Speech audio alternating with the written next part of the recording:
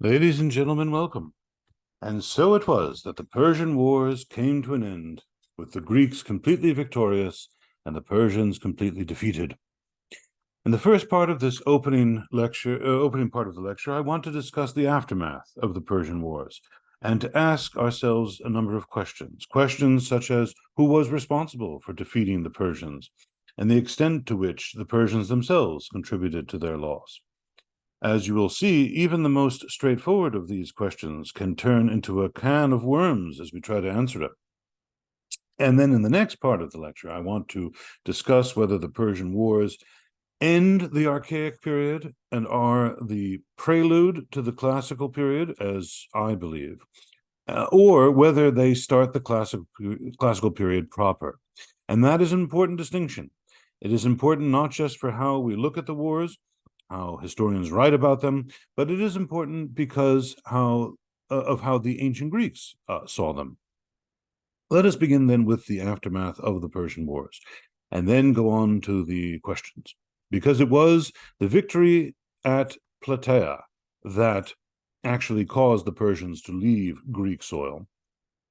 It was resolved by the Hellenic League. Remember, that was that combination of 31 states that got together in 481 to resist Persia, to make the site of the battle sacred ground, and it was dedicated to Zeus. I'm not entirely sure how well this would have sat with the Athenians, given that it was the Spartans who played the key role in defeating Mardonius and the Persians at Plataea. But be that as it may, any grumbles that the Athenians might have had were kept muffled in the interests of thanking the gods. Tensions between Athens and Sparta were already starting to mount. As I mentioned in the last lecture, these tensions were not going to get any better. For example, with the defeat of the Persians, Themistocles had ordered the rebuilding of the city's fortification walls. These had been destroyed the previous year when the Persians had first seized Athens. Themistocles had persuaded the Athenians in the assembly, the ecclesia, that the city wall should be rebuilt. The Spartans, however, had apparently sent an embassy to Athens, protesting the refortification of the city. Obviously, they wanted to check Athenian power as much as possible. And if a city did not have a fortification wall, then it was clearly vulnerable to attack. The Spartan argument was that no city, not just Athens, but no city outside of the Peloponnesus should be walled. They said that if any city were taken by the Persians in a renewed attack on Greece, then it could be used as a Persian stronghold if it had fortification walls. This is an argument, and really for only a select number of cities within the Peloponnesus, remember, which the Spartans controlled. The idea being that everybody could kind of relocate there and sort of be on unfriendly territory. But the argument is nonsense, of course. And needless to say, the Athenians were completely unmoved by the Spartan arguments. And as a result, they were quick to finish refortifying the city. Individual league members, that is, members of the Hellenic League of 481, as well as private individuals from other states, were quick to set up artworks at Delphi as thanksgiving offerings to the gods for having delivered them from Persian domination. So the piety of the Greeks then was well illustrated again on this occasion. Instead of setting up Thanksgiving memorials in their city marketplaces or something like that, they set up memorials at Delphi as a thanksgiving offering to Apollo. The League also set up a victory monument at Delphi. This was a bronze dedicatory statue dedicated to Apollo, since it was set up at Delphi. It consisted of 3 intertwined serpents, which you can see in the center of the screen here. Carved onto this serpent-headed column were the names of the 31 states of the League, and the names of Athens and Sparta were prominently displayed at the top of the list. Herodotus says that the bronze for this serpent column, as it came to be known, came from the melted down weapons of the Persians at Plataea, which the Greeks had seized as spoils of war after the battle. I like to think, and I'm sure this ran through some ancient Greek minds too, that the Greeks were smiling inwardly a lot when they made this dedication, this serpent column, because when Xerxes had first invaded Greece in 481, You remember a number of Greek states had gone to consult the Delphic oracle to ask what to do, and Apollo had predicted only doom and gloom for Greece. In fact, the oracle told the Athenians that they should pack everything up and move out west.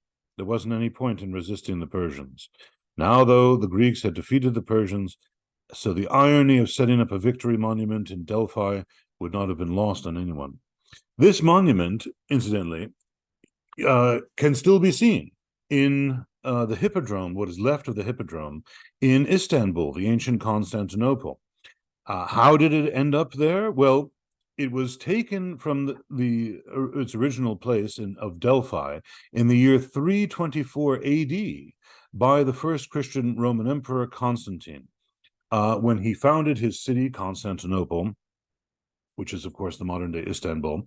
He kind of went around the Roman world gathering up old stuff, to kind of give his new city some, it's almost like antiques, basically, some kind of, ancient stuff to sort of decorate the whole place. And so this was one of the things that he took from Delphi and brought it over and placed it in Constantinople, and it can still be seen to this day. You see a picture of it on the right-hand side of your screen. Of course, I'm sure you're probably wondering, what happened to the serpent's heads? Why are there no more heads there anymore? The reason for that is somewhat ludicrous. This is a true story, what I'm about to say. This is not fabrication. In the 1700s, a Polish diplomat on duty on embassy to the Ottoman Empire, and obviously stationed in Constantinople, was basically one night got so rip-roaring drunk that he was found banging with a hammer the heads of the serpent column off, and they finally were able to kind of pry him off of it and arrest him. But he had succeeded in knocking all the heads off the serpent column before they could do so. So that is why all you see there left is the column. The heads are still in existence. They are in a museum in Istanbul. Getting back to our story, there was still the matter of the states that had Medized during the wars themselves, in particular Thebes. So after Plataea, various mopping up operations were conducted against these Medized states, that is, these states that had gone over to the cause of Persia. Thebes was too powerful, and Boeotia was in much too much of an important location in central Greece to be allowed to stay pro-Persian. Boeotia bordered directly on Attica. Of course, Thebes had Medized during the Persian Wars as well, so that meant that it was essential at least to win Boeotia back onto the Greek side. So the Greeks besieged Thebes, and after 20 days, the mass of the Thebans in the city had had enough and surrendered. The pro-Persian ringleaders were handed over to the League, and they were executed. Moves were also made to erode Persian bases elsewhere, including the islands of the Aegean, and that went as far east as Asia Minor. It is interesting to note that Herodotus ends his whole book, his whole account of the Persian Wars, with the siege and liberation of a place called Sestos, which you see kind of right in the middle of the map there on your screen. Control of the seas was now back in Greek hands once the Athenians had won over Sestos. And Sestos was the most powerful of the kind of pro-Persian or Persian-controlled fortress areas on the west coast of Asia Minor. But it is interesting, and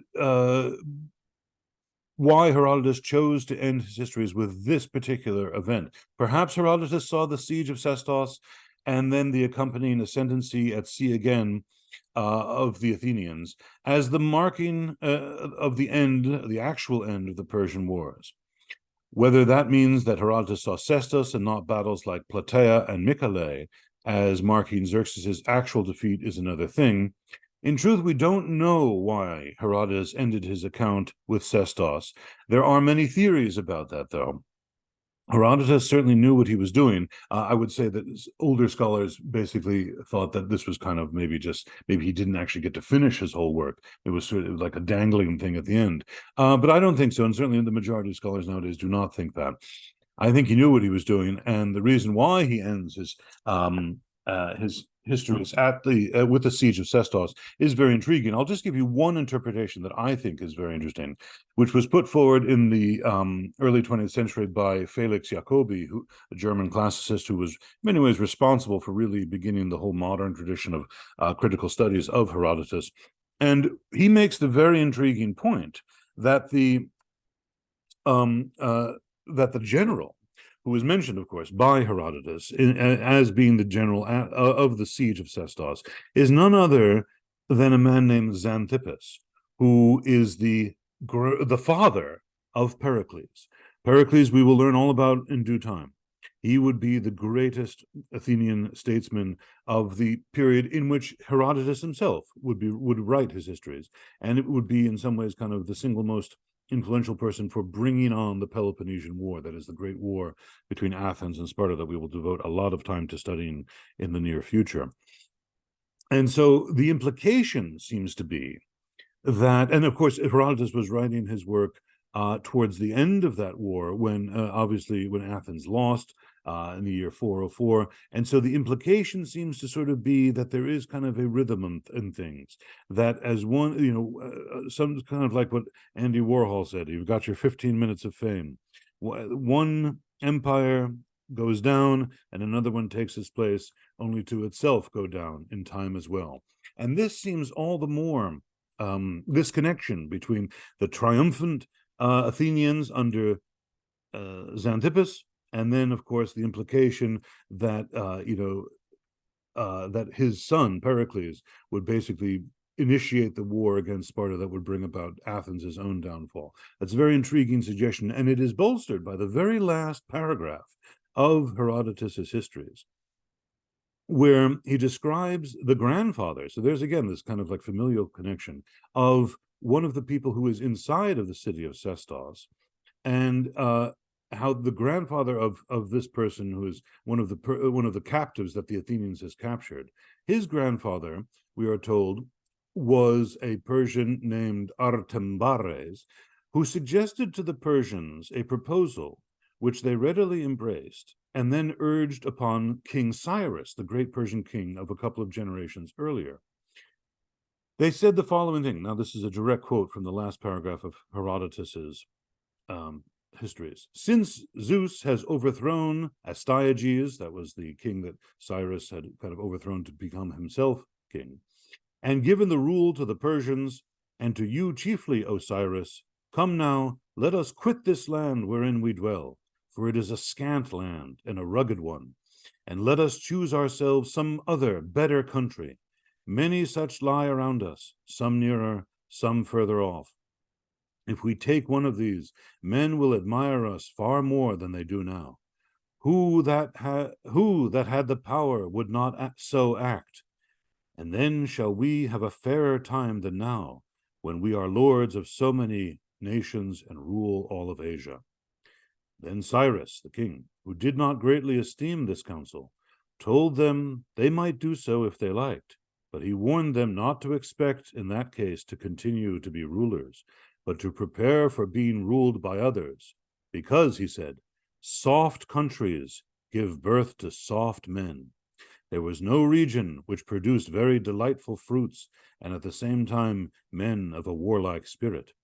So the Persians departed with altered minds, confessing that Cyrus was wiser than they, and chose rather to dwell in a churlish land, that is, a hard land, a difficult place to live, and exercise lordship, than to cultivate fertile plains and be the slaves of others. Those are the last words, end quote. Those are the last words of Herodotus' histories. And that is very much an idea that runs throughout his entire work, that there is a wheel of events, a wheel of fortune, if you like, that turns where basically the principle, and this is found throughout a lot of ancient thought, hard times give rise to hard men. Hard men give rise to good times, and good times give rise to soft men, and soft men give rise to bad times. And then the whole cycle repeats again. This is an idea that is found in Herodotus. It is found in Cicero. It is found all over the place, to some degree in Polybius. It's all these ancient historical thinkers and writers. And indeed, we must, I think about that. It's one of the great insights of classical antiquity that we can take and apply to our own moment in history. If we think about, in America, the greatest generation, the people who grew up during the Depression, and how frugal and hard they had to be in their lives. And then they went out and fought World War II. And we look at them, we call them the greatest generation. And then that greatest generation, and through all their industry and hard work, made America the most rich and powerful and prosperous country that has ever existed in history. And what came of it? The boomers, right? Who in many ways ruined everything, who brought in all of the social malaise that we have now, with easy divorce and free love from the 60s, the whole kind of drug culture, the whole greed culture of the 1980s, and you name it. And now we've gotten to a point, obviously, in our culture where our society is very soft, and the idea of sacrifice, and even the sacrifice on a personal level of having a family and having children, is distasteful for so many. It's one of the reasons why the birth rates are so incredibly low around the entire Western world, because people simply can't abide the idea of not being able to sleep in and enjoy their coffee in peace. And there's other reasons too, of course. I don't want to oversimplify it, but there is a lesson there, and I think that it is a good lesson for us to reflect upon at our moment in history. It does bring me to another point also, getting back to Herodotus, that Herodotus ultimately explained Xerxes's defeat as having to do with his arrogance or hubris. Now, hubris is a peculiar concept that the Greeks had to keep mortals from overstepping their line, to keep mortals from putting themselves on par with the gods, for instance, in their thoughts or in their actions. I mentioned Xerxes's arrogance last time, and how Herodotus said that Persia was fated to lose the Persian Wars because of Xerxes's arrogance, his hubris. And I'd like to return to that point now for the next minute or two. For Herodotus, Xerxes was doomed to failure the moment he bridged the Hellespont. And this is right at the start of the war. In fact, this is even before the first foot was set on Greece proper of the Persians. Bridging the Hellespont with that pontoon bridge of boats was a magnificent engineering achievement, but in doing so, Xerxes overstepped the line. He angered the gods, because what he had done, in effect, was that he had tamed the elements of nature. He had tamed the water. He had done something to that stretch of water that no man was supposed to do. The Greeks understood hubris, and they were very careful not to commit it. Even a casual question as, what do you think will rain tomorrow might be avoided, because can humans really foresee the future? Not even modern day meteorologists can do that. They can predict, they can make educated guesses, but this is, in the Greek understanding, the future is the preserve of the gods alone, whether it was about weather or anything more momentous. So Herodotus would not have been seen as a crackpot in his view of this, his view saying that Xerxes was always going to be defeated because of his hubris. Hubris has a lot of religious overtones in the Greek mind that we find making their way into later forensic speeches, for instance, the speeches in the law courts. It is a noun, and then it becomes a verb, to commit hubris, hybrizomai. And these words were used against opponents in the law courts to stir the jury against them. So it's a very loaded word indeed. And the reason Herodotus put forward for Xerxes' defeat, his hubris, makes it basically part of a divine plan, that he was always going to be defeated. And this was very likely to have been downplayed, I think, in places like Sparta and Athens, wouldn't you say? When you consider the military roles they played in defeating the Persians, whether it was at Salamis or at Plataea, they would very well not want to put the spotlight on the gods to a degree that it would downplay their own actions. If Athens was always fated to win at Salamis, then that does take away some of the limelight from them, doesn't it? Themistocles' fantastic victory. He was always going to be victorious simply because it was fated. That does kind of diminish the human element. The Persian War era raises a number of questions that have a bearing on the classical period that follows it, and especially on the future relations between Athens and Sparta. These were the two big powers now of the Greek mainland. The Athenians had become a player on the Greek scene. Perhaps the most obvious question, and this is not a modern one, though modern historians pose it, it's something that the Greeks at the time were clearly thinking about, is whether Athens or Sparta deserves more credit for defeating Persia, because both sides claimed credit for this. Well, what did the ancients think? Herodotus states boldly that the Athenians saved Greece. He says that if it hadn't been for Salamis, all would have been lost. He goes on to say that even if the Spartans had set up fortifications along the isthmus, they would not have been able to check the Persians. The Spartans were tough fighters, he admits, but they would not have defeated the Persians. Thankfully, according to Herodotus, the Athenians fought at Salamis, and as a result, Herodotus actually says this, the Athenians saved Greece. Herodotus is referring, of course, to the dilemma that the Greeks faced before Salamis, that is, when going back to defend their homes, when Eurybiades and the Peloponnesians were in favor of splitting up and going back to defend their homes. Themistocles, you remember, prevented this by forcing the Battle of Salamis. Well, was Herodotus right? As we said in our last lecture, he may well have been using some pro-Themistoclean tradition here in his account, and it's this tradition that elevated Themistocles' role at Salamis, and by necessity it would have to downplay that of the Spartans. But at the same time, there is no question that Salamis was pivotal in the Persian Wars. Thanks to it, the Persian lines of communication were forever disrupted. Xerxes fled, and he took the fleet with him. The Persians were left behind in Greece under the leadership of Mardonius, had to have been badly affected by the king's actions. Now, I'm confident that without Salamis, there would not have been Plataea. And therefore, can we say that ultimately it was the Athenians who contributed the most to defeating the Persians because of that victory at Salamis, which was masterminded by Themistocles? But, on the other hand, Salamis didn't actually expel the Persians from Greek soil. Pivotal it may have been, I agree, and it did set up that final victory at Plataea, but it didn't technically end the threat from Persia. Mardonius was able to regroup during the winter, and he was able to force the Greeks to battle again the following year. This was the Battle of Plataea in 479. There was no indication after Salamis that Xerxes was not going to return, or at least not send more troops to reinforce Mardonius. Any reinforcements needed not be sent immediately. Mardonius had enough allies in the north to offer him shelter there, so he could have stayed up there almost forever, or he could have nipped into Thrace. Remember that that Thrace was actually a Persian satrapy. It wasn't just Medized, it was actually under the Persian Empire.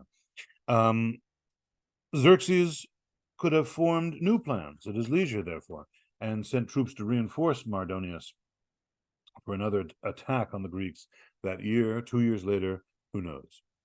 The Persian threat to Greece, therefore, and indeed the Persian presence in Greece, was obviously still considerable, because places like Thebes stayed loyal to the Persian cause, and Thebes even sent soldiers to support Mardonius when he had marched into Attica again in the spring of 479. Presumably the Thebans wouldn't have done this, that is, they wouldn't have sent reinforcements, if they had thought that Mardonius was a completely lost cause. They would have known the other Greeks wouldn't take too kindly to their action of Medizing. Then again, perhaps they had no choice, since they had already Medized. That was not something the other Greeks would overlook when the war was over, not something they would forget. So they may have supported Mardonius since they, in the way that they did, because of the position they were in.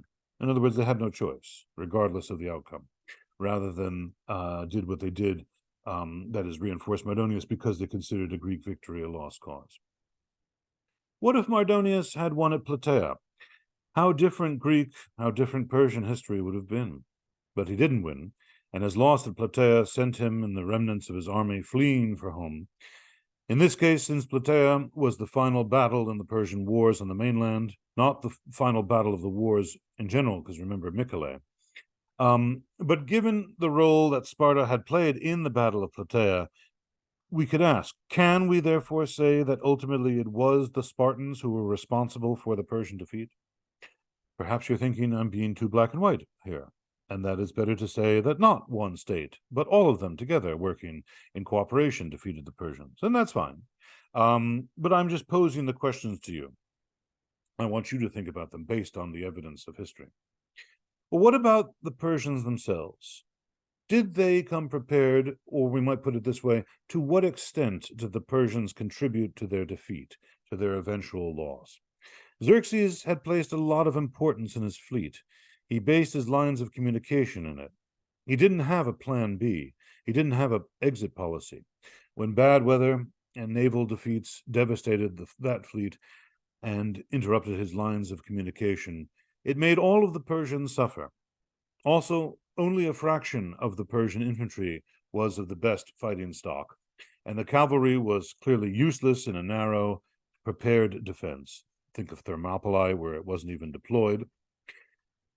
Finally, Xerxes' action in fleeing back to Persia, leaving Mardonius behind with a far smaller force, was hardly a good move for morale and for keeping alive the will to fight on against a combined Greek army on Greek soil.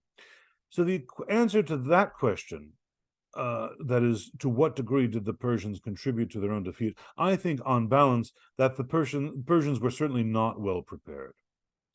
It might seem a futile it might seem a futile exercise to try to picture Greek history if events had gone the opposite way than they did.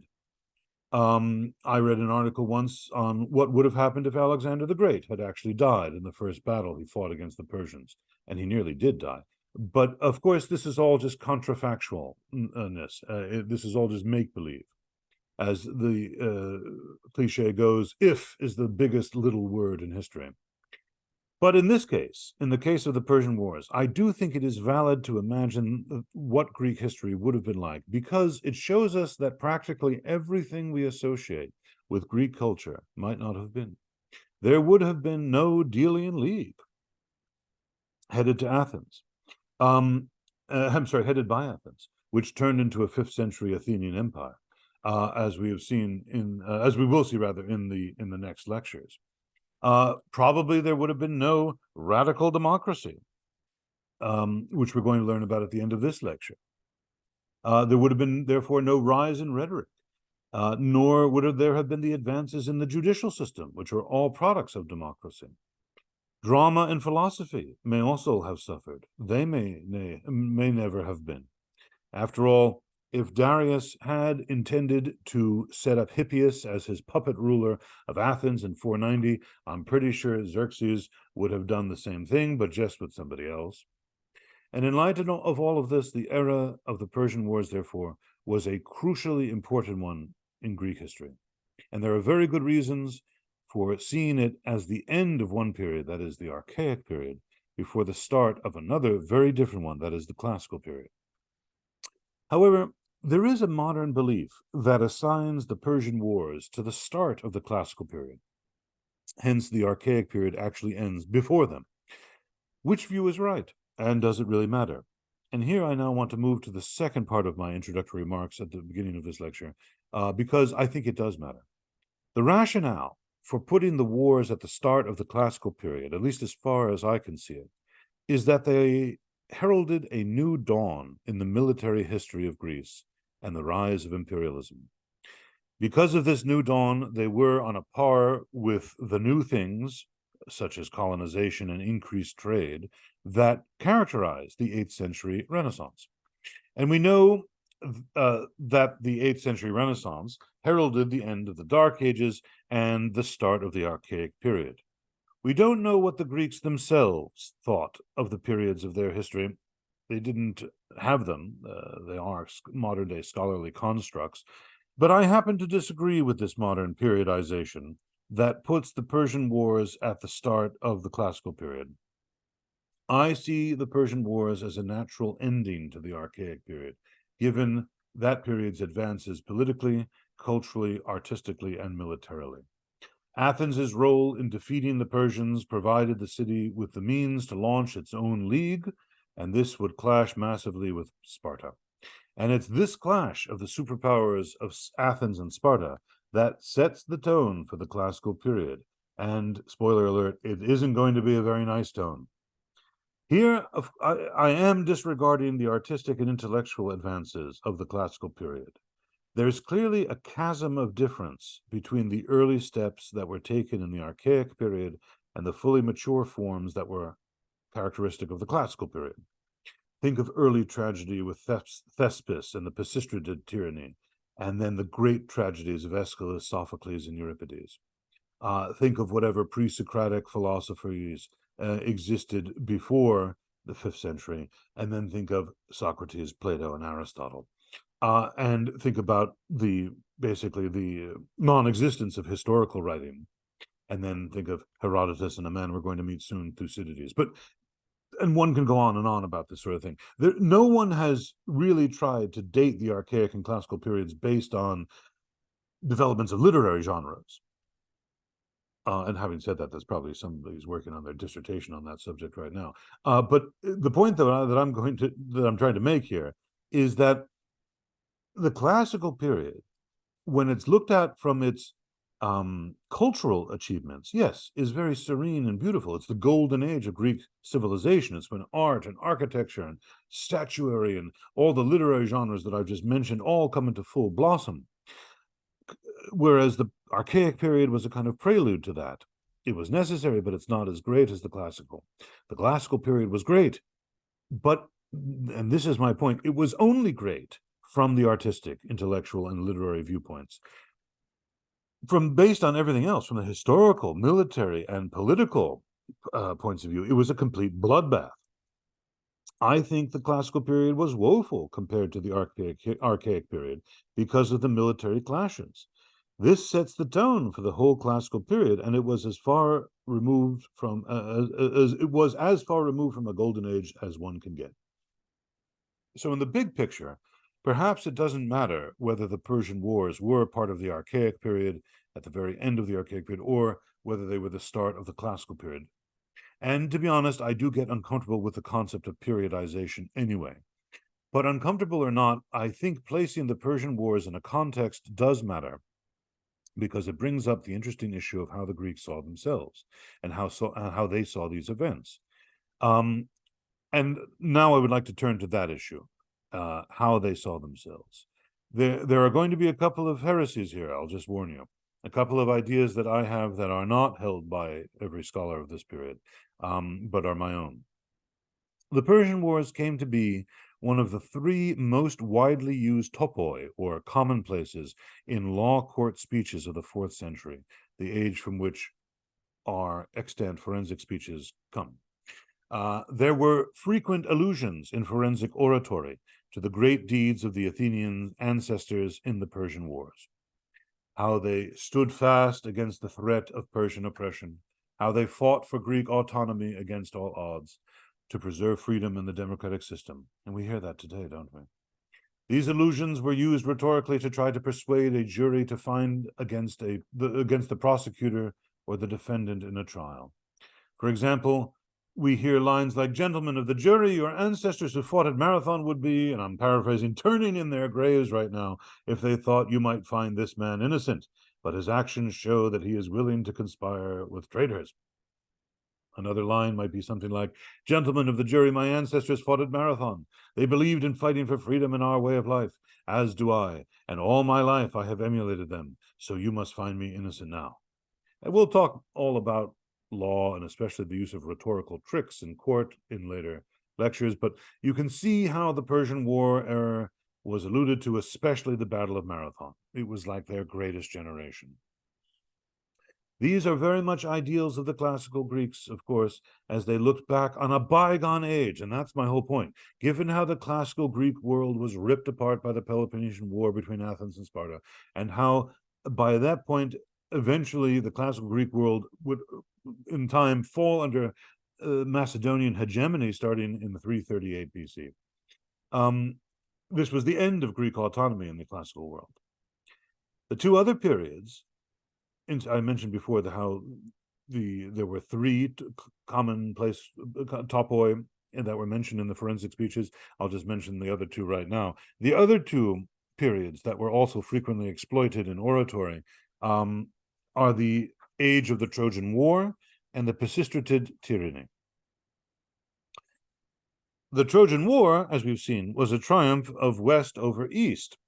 And that is certainly how it was portrayed in Herodotus and even on the Parthenon.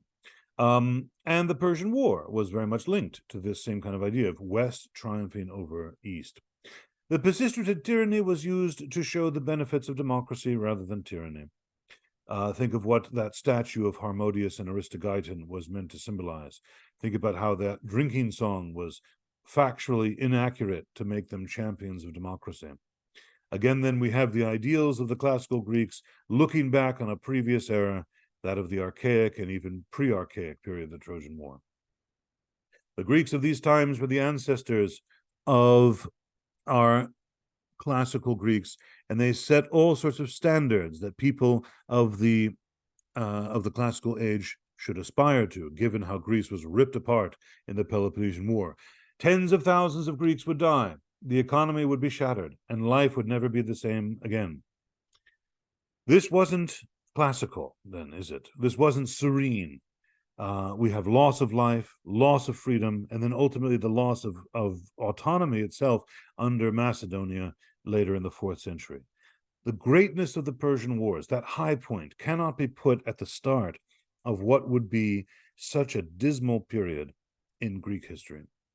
Furthermore, Thucydides, who we'll be learning all about momentarily, spent a lot of time discussing a civil war, stasis, in the city of Corcyra that broke out in 428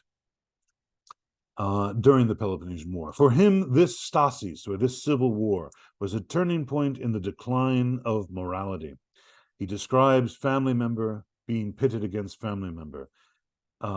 He describes the commonly accepted meanings of words and actions being changed, where reckless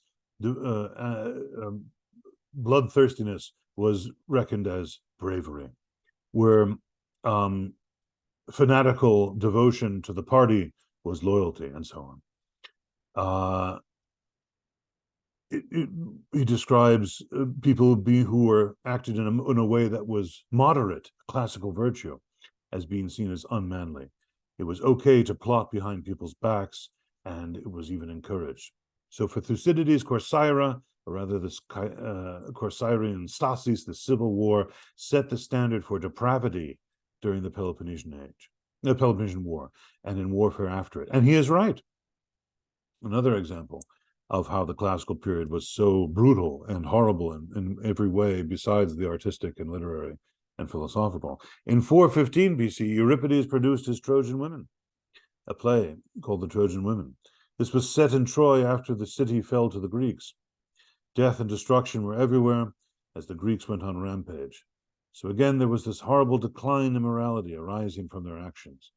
But what Euripides did was to transpose this decline in morality and this rising depravity onto the Trojan era from his own lifetimes, from the era of the Peloponnesian War when he was living. So the Archaic period became almost something of a golden age in itself, and that is why defeating the Persians is, I think, rightfully considered such a fitting conclusion to that golden age, because it was a high point. It was a time of more or less unity and solidarity, words that you cannot use to describe the classical period. So now we will leave the Archaic period behind, and in the next portion of our lecture today, we will begin with the classical. As with the term archaic, we will see that calling the period we're about to enter classical may conceal a lot of what was really going on then. I've hinted at this already just now in the last several minutes.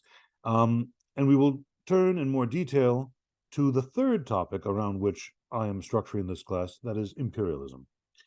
We begin with the Delian League, this confederacy of allies that Athens put together in 478, out of which arose an empire. It was this league that the Spartans came to view with great concern and fear, and it was their attitude that led to the Peloponnesian War. This would be the greatest and most costly war ever, according to the contemporary writer Thucydides, who we're about to meet in a moment. Now, we've seen in our discussion of the Persian Wars that when faced by a common foe, for a goodly number of the Greek states could overlook, not set aside, but overlook their xenophobic attitudes and unite, even if only for a while. The so-called Hellenic League of 481 BC is evidence of that, even if relations between the member states were often strained. Think about, again, that clash between Themistocles and Eurybiades at Salamis, and the Spartans' likely angry reaction to this. Now, in this first part of the lecture, this first part of the second section of the lecture, I want to discuss the origins and nature of the Delian League, which the Athenians put together in the aftermath of the Persian Wars. Then I want to turn to some of its anti-Persian actions, and finally, since we wave bye-bye to Herodotus now and meet our next major contemporary source, Thucydides, I want to conclude the second part of the lecture with some words about him. And I'll go into the when, how, and why of how the Athenians turned their league into an empire. So to my first point, the origins and nature of the Delian League warrant special attention now.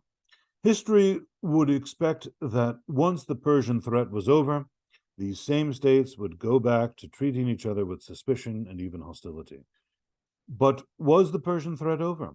Athens and Plataea defeated the Persians at Marathon in 490, and a decade later Xerxes stormed into Greece, his pretext being revenge for the Persian defeat at Marathon. So who was to say whether Xerxes was already planning a return expedition in the next year or two, or perhaps another decade later, or if not even him, his successor, whoever that might be?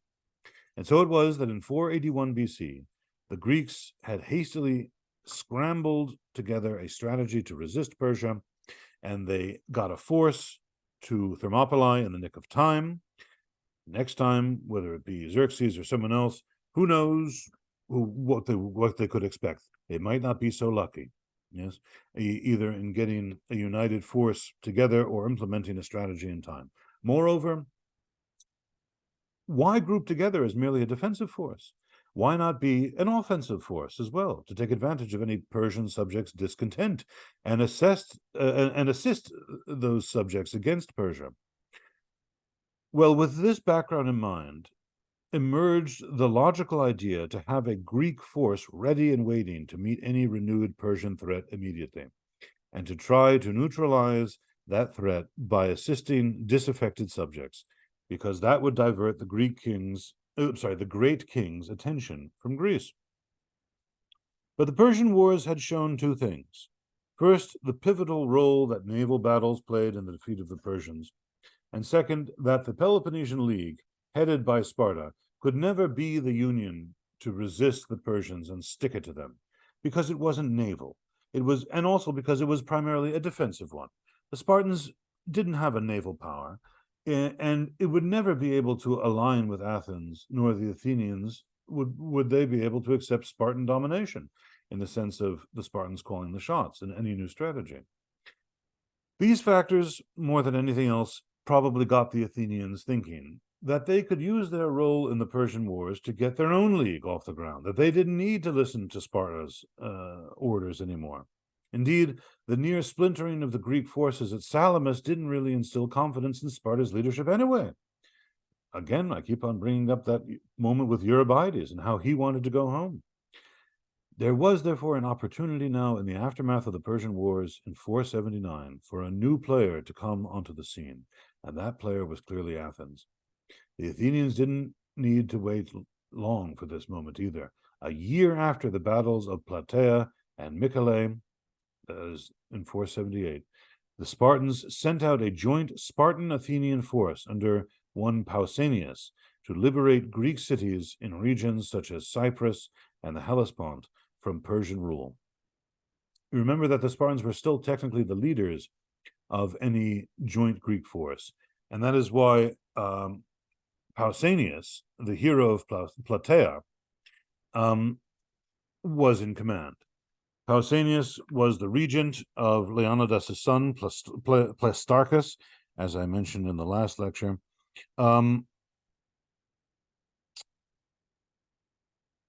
The Hellespont region was always a crucial one for the Athenians because of its importance to them on the grain route from the Black Sea, which is it was taking grain from southern Ukraine, which is still one of the most fertile places, the breadbasket of Europe, as it's often called. the Hellespont region would always be crucial for the Athenians because of this importance being on the grain route from the Black Sea. So the Athenians were always careful to ensure their presence up there. If they themselves didn't have an actual Athenian presence there, they needed to ensure that they had allies up there, because without that grain, there would be starvation in Athens. Pausanias, however, proved to be unpopular with those serving under him, as well as with the Greeks in the areas with whom he came into contact. He seemed to have surrounded himself with a bodyguard, and in the city of Byzantion, which is the future Constantinople and then the subsequent Istanbul, he set himself up as something of a tyrant. There was even some concern that he may have been intriguing with none other than Xerxes himself, the great king of Persia.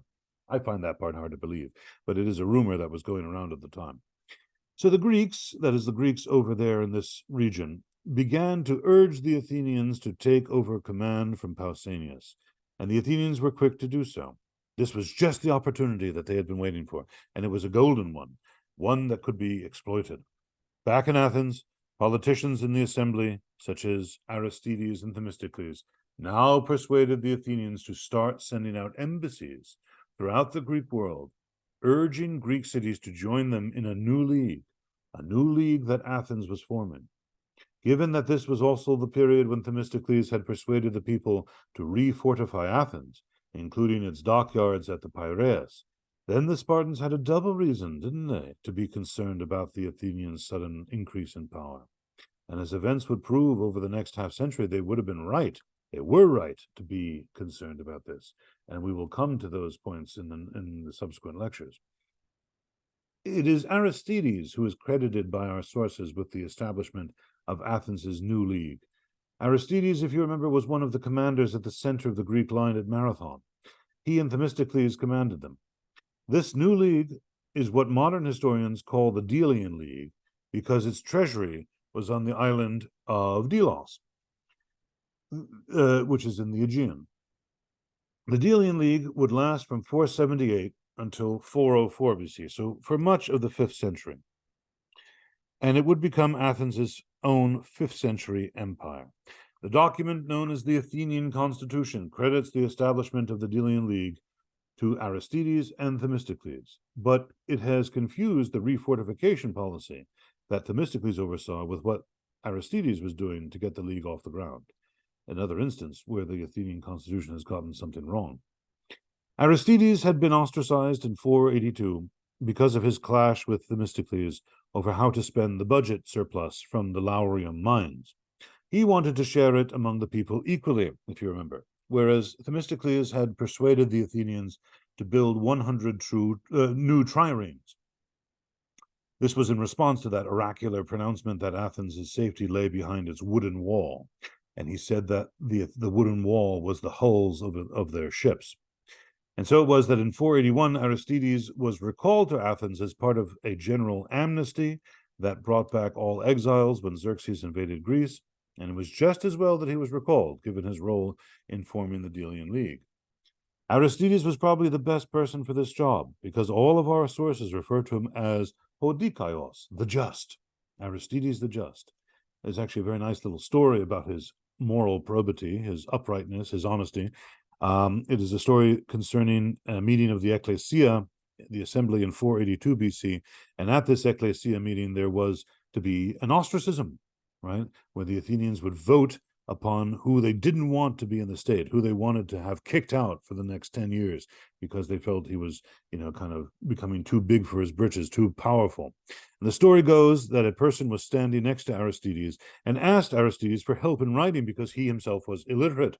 He wanted to write the name of the man that he wanted to have ostracized on an ostracon, on a little shard of pottery that would then be placed in an urn along with the hundreds of others, and whoever had the most of these would be ostracized, would be exiled.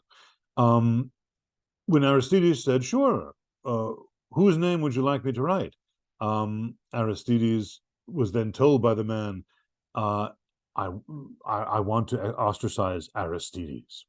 And Aristides was so just, he was so dutiful that he did what he was asked, and he wrote down his own name. There's a further part of that anecdote that he asked the man, well, what is it that Aristides has ever done that you want him to be ostracized? And the man replied, I don't know, but I'm so tired of hearing him being called the just all the time. So whether or not that's true, that's another story. But anyway, the point though is that he had such moral probity that he was willing to even write down his own name. And he got ostracized. He got kicked out for the next 10 years, or at least, what would have been the next 10 years. Since Aristides was singled out for his honesty by all of our sources, we can plausibly infer that the majority of other politicians were corrupt. That certainly wouldn't be out of harmony with our own experience in the modern day age. Typically, the sources point the finger at extraordinary people, and if somebody is commended for his honesty, as Aristides is universally among the ancient sources, the chances are that other people were not that honest, you see. Well, anyway, this Delian League was very different from the Peloponnesian League. It was a naval league to begin with, unlike the Peloponnesian League. And while it was set up as anti-Persian, the Athenians also stressed the need to champion the Greeks of Asia Minor. So the mandate of the league was twofold. First, it was to protect the security of Greece in case of renewed Persian invasion, which was always a threat. And secondly, it was to champion the Greek cities of Asia Minor, who were then still living under Persian rule. This anti-Persian factor meant that the Delian League was both offensive and defensive. However, the Peloponnesian League under Sparta was merely a defensive alliance. It merely had been a defensive alliance. It was created really to ensure that Sparta would have assistance if a Helot revolt ever got too far out of hand. The allies of Athens in this Delian League were to pay a regular annual tribute, the Greek term for which is called a phoros. And they were to pay this in peacetime as well as war. This tribute took the form of money or ships, depending on the state. So Lesbos, Thassos, and Samos, for example, provided ships, probably because they were larger states. They had more of a navy, and the Athenians needed to supplement their fleet in case an even larger one from Persia sailed back into the Aegean. The Spartans had not leveled any tribute from their allies except in wartime. The Delian League tribute was for the upkeep of the league, and it was the money was housed in a common treasury on the island of Delos. But these annual payments, the annual phoros, meant that a substantial sum of money was soon built up, and this is also to be contrasted in very strong terms with the Spartans, who had never had a treasury, which they could fall back on in times of crisis. However, like the Peloponnesian League, the autonomy of each ally in the Delian League was putatively respected. Delian League allies had their own council, or Synedrion, which met on Delos, and Athens was not a member of the Synedrion. The idea being that it would intimidate debate if it were a member of it. So they didn't want to do that. They wanted to have free and open debate among the allies, and so they said, we're not going to be a member of the Synedrion. This council, the Synedrion, debated all league matters, and each member state, no matter its size, had one vote at the meetings.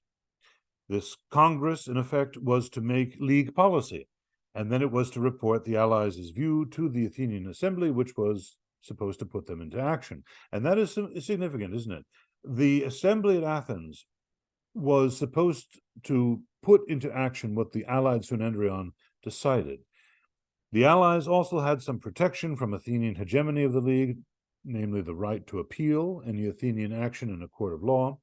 So if the Athenians were getting a little bit out of hand, any ally could protest against this.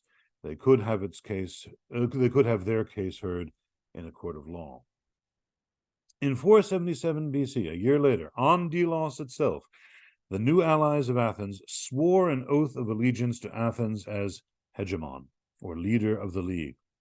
They also swore to have the same friends and enemies. This was a customary clause in a Greek treaty of this nature.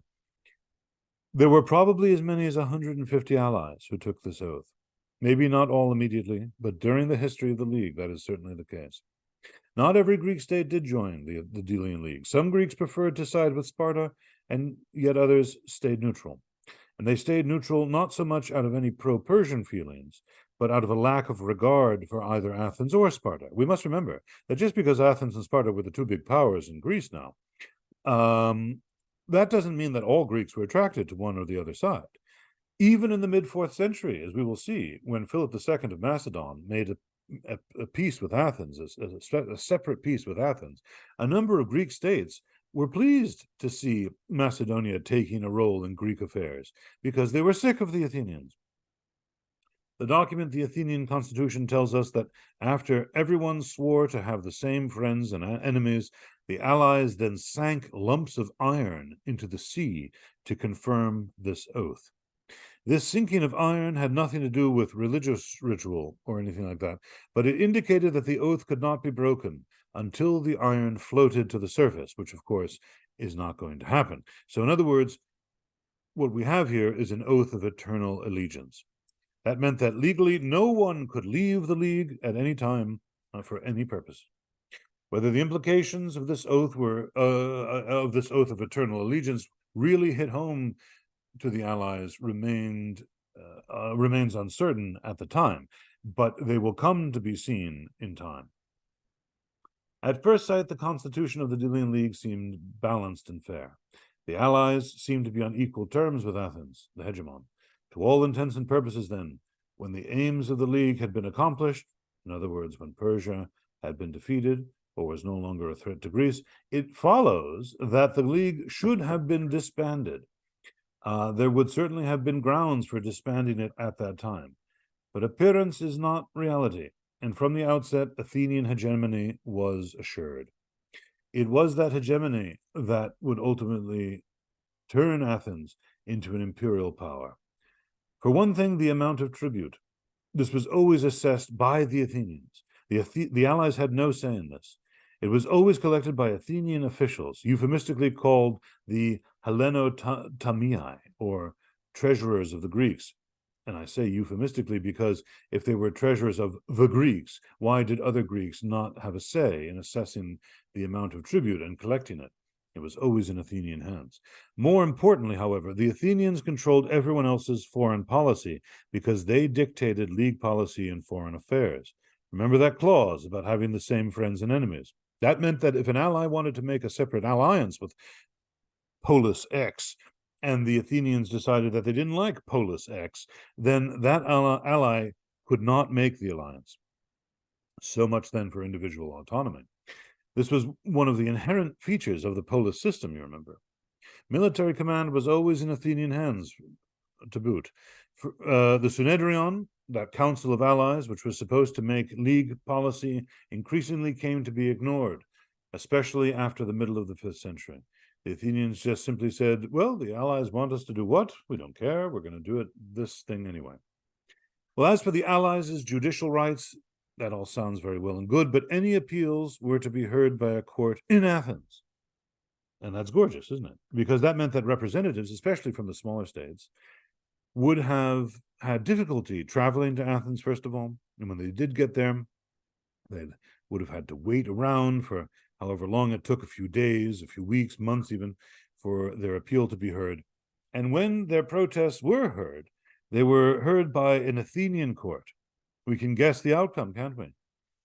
And finally, this oath of eternal allegiance, which the Athenians might have made deliberately ambiguous. The Athenians stood to make a lot of money from their league. And so would this oath really be no longer binding when the Persian threat was ended? Or would the Athenians find some way to keep the league together and so continue to profit from it and exploit their allies?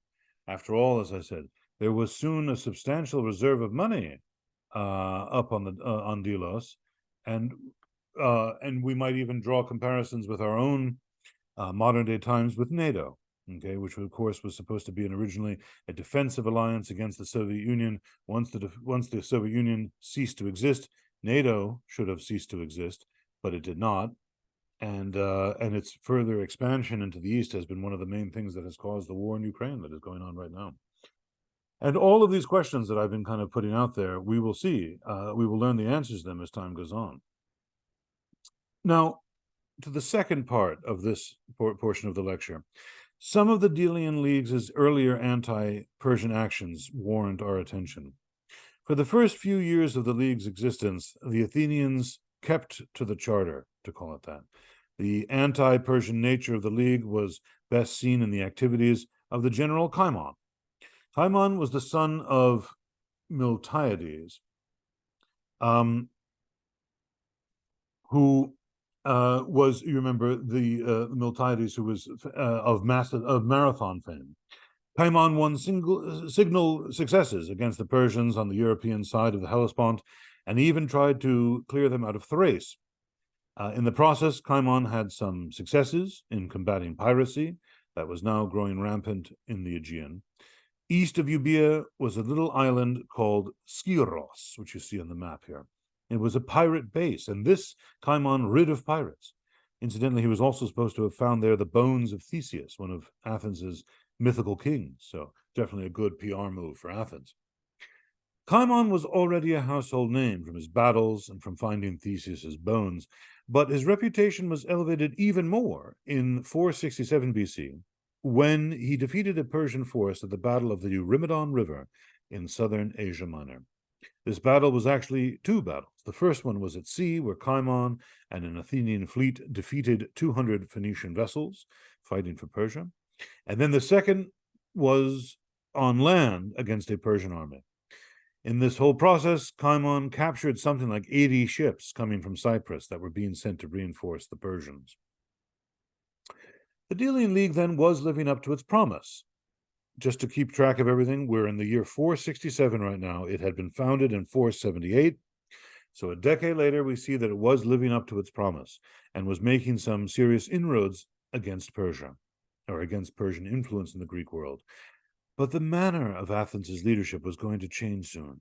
In fact, it was already changing by the time of the Battle of the Eurymedon River in 467 BC. As the 470s and then the 460s wore on, Athens became more imperialistic in its ventures and less concerned with the rights and privileges of its allies.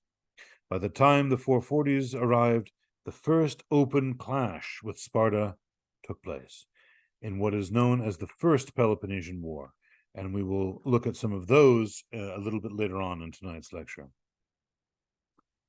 So at this point, we are now done with Herodotus, our contemporary source for the Persian Wars, and we can wave goodbye to him at this point.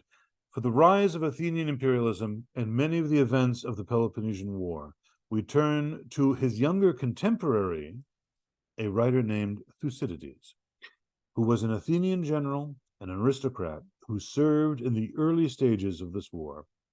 I say for many of the events we turn to Thucydides because his account of the Peloponnesian War, although certainly crucial and important in every particular, concludes in the year 411 BC, about 7 years before the war actually ended in 404. Since Thucydides will figure so prominently in our next couple of lectures on the Peloponnesian War, I want to conclude this portion of the lecture with some words about him. Thucydides was born in probably 460 and died about 400 BC. The purpose of his work was primarily educative. It was to describe not merely the Peloponnesian War itself, but also the symptoms of the war, so that if in later times similar conditions occurred, then men would have some guidance as to their cause and probable results. It is a little bit like a warning of future generations, and very much kind of like a medical treatment of the pathology of war. Thucydides, therefore, represents the next generation of historian after Herodotus. And in fact, Thucydides is oftentimes called the father of scientific history, because he is less inclined to the supernatural explanations that pepper Herodotus's narrative. In fact, he goes even one step further in his critical approach to his subject matter. Thucydides in this was very influenced by his intellectual background, in particular the rationalistic and scientific approaches to medicine, science, and even language itself that were very popular in his days. I'm thinking particularly of the Sophists, who were a group of itinerant teachers who were very active at this time and who Thucydides trained under. I have a whole lecture on that. You can watch on the Birth of Learning series. lecture number 2. And also, he was very influenced by the medical writer Hippocrates, who, as we know, this is the same Hippocrates who gives his name to the so-called Hippocratic Oath, is oftentimes called the father of medicine, who believed in looking at the causation and symptomology of a disease. And Thucydides kind of took that medical approach and applied it to the writing of history. All of this sounds so great, doesn't it? It sounds so rational and scientific, and indeed it is on many levels. And because of this kind of heightened rationalism and this heightened form of critical thinking, Thucydides criticizes his predecessors for the romantic nature of their works and for their general lack of precision, all of which, he says, will be in stark contrast to the way that he presents and handles his material. And by romantic, he means his history was not intended for entertainment, that it was not intended to be recited simply for public applause. The way that he doesn't mention the name Herodotus here, but Herodotus was famous for touring Greece and giving recitations of his histories at different events like the Olympic Games. And so there is no doubt a kind of polemical barb here against Herodotus. When he says something like that, I have designed my work not to be pleasant listening for the moment, but to be a possession for all time, he says. It is not going to be just a bunch of interesting stories and fables. All of this, as I say, sounds so great, doesn't it? And it makes us think that we are dealing with an objective and scientific historian. But it doesn't necessarily make Thucydides better as a historian than Herodotus. And indeed, one could even argue that he had even bigger shortcomings and personal axes to grind than Herodotus himself. And because of this, we can question Thucydides' veracity on some occasions. For example, Thucydides, as a general tendency, never tells us his sources or his reasons for accepting or rejecting something. He simply implies that he has made the right decision as to rejecting or accepting something. And although Herodotus does get things wrong, he does cite his sources, and he will give us different explanations that were around in his time for something, things like the flooding of the Nile, for example. Because Herodotus gives us his sources, even when he's wrong, this allows us the chance to make up our own minds, and we can't do this with Thucydides. We can be sure, we can take him at his word, but how can we be sure that when Thucydides is explaining or describing something, he is right? He doesn't give us his facts. He doesn't give us his sources.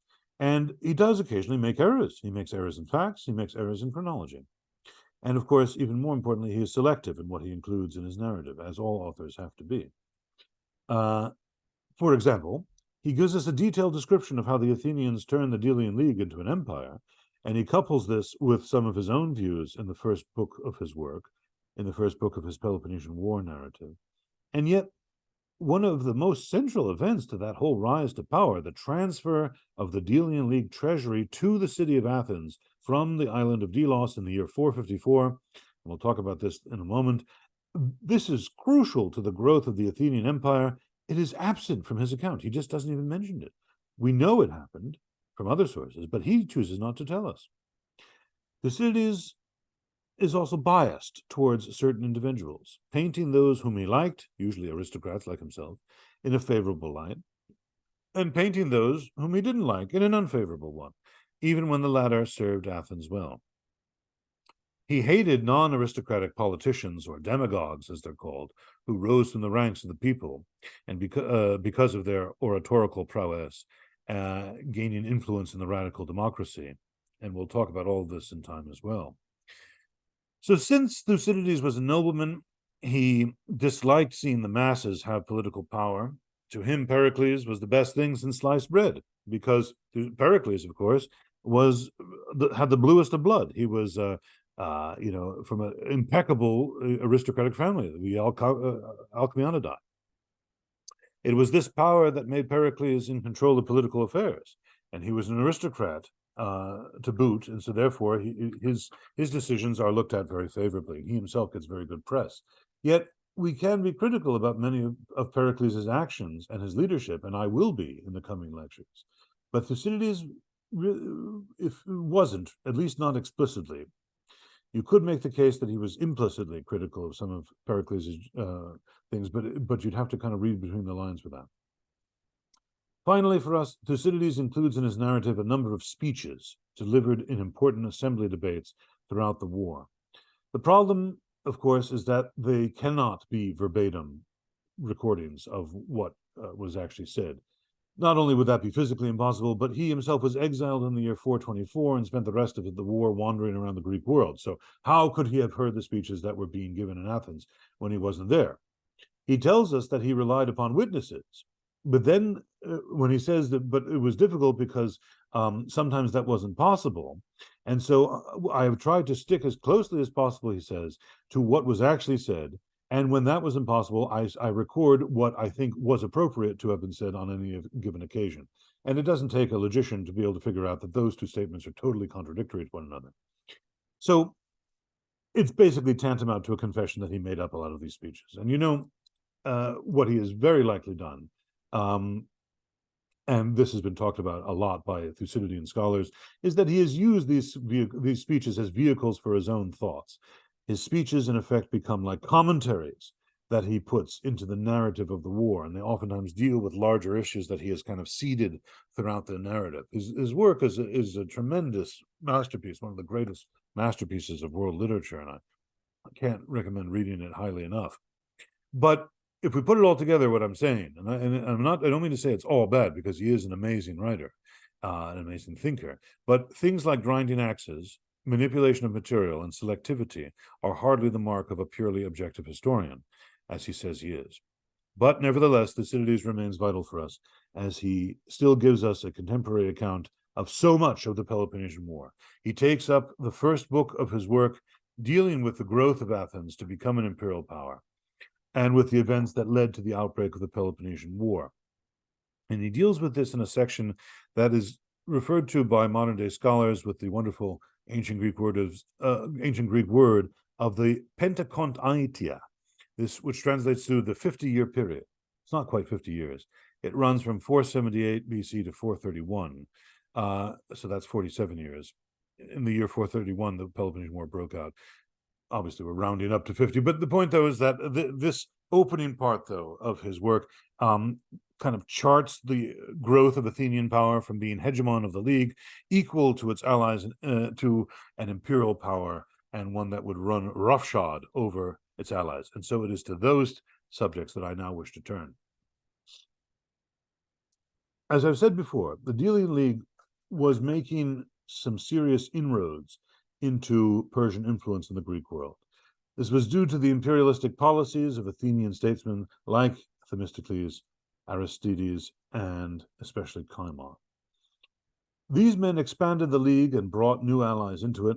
Sparta was also a factor in Athenian politics, but Cimon's largely passive role to Sparta, because of his personal contacts there, kept relations between Sparta and Athens on an even keel for most of the 470s and 460s. But as time wore on, Athens became less concerned with the rights and privileges of its allies in the Delian League, and its continued increases in power eventually led to warfare between the Athenians and the Spartans. The growth of the Delian League into an empire was slow at first, but it was ominous. And much of our contemporary information about it, as I said before, comes from the early part of Thucydides' account of the Peloponnesian War, this period of the first book known as the Pentakontaitia, or the 50-year period,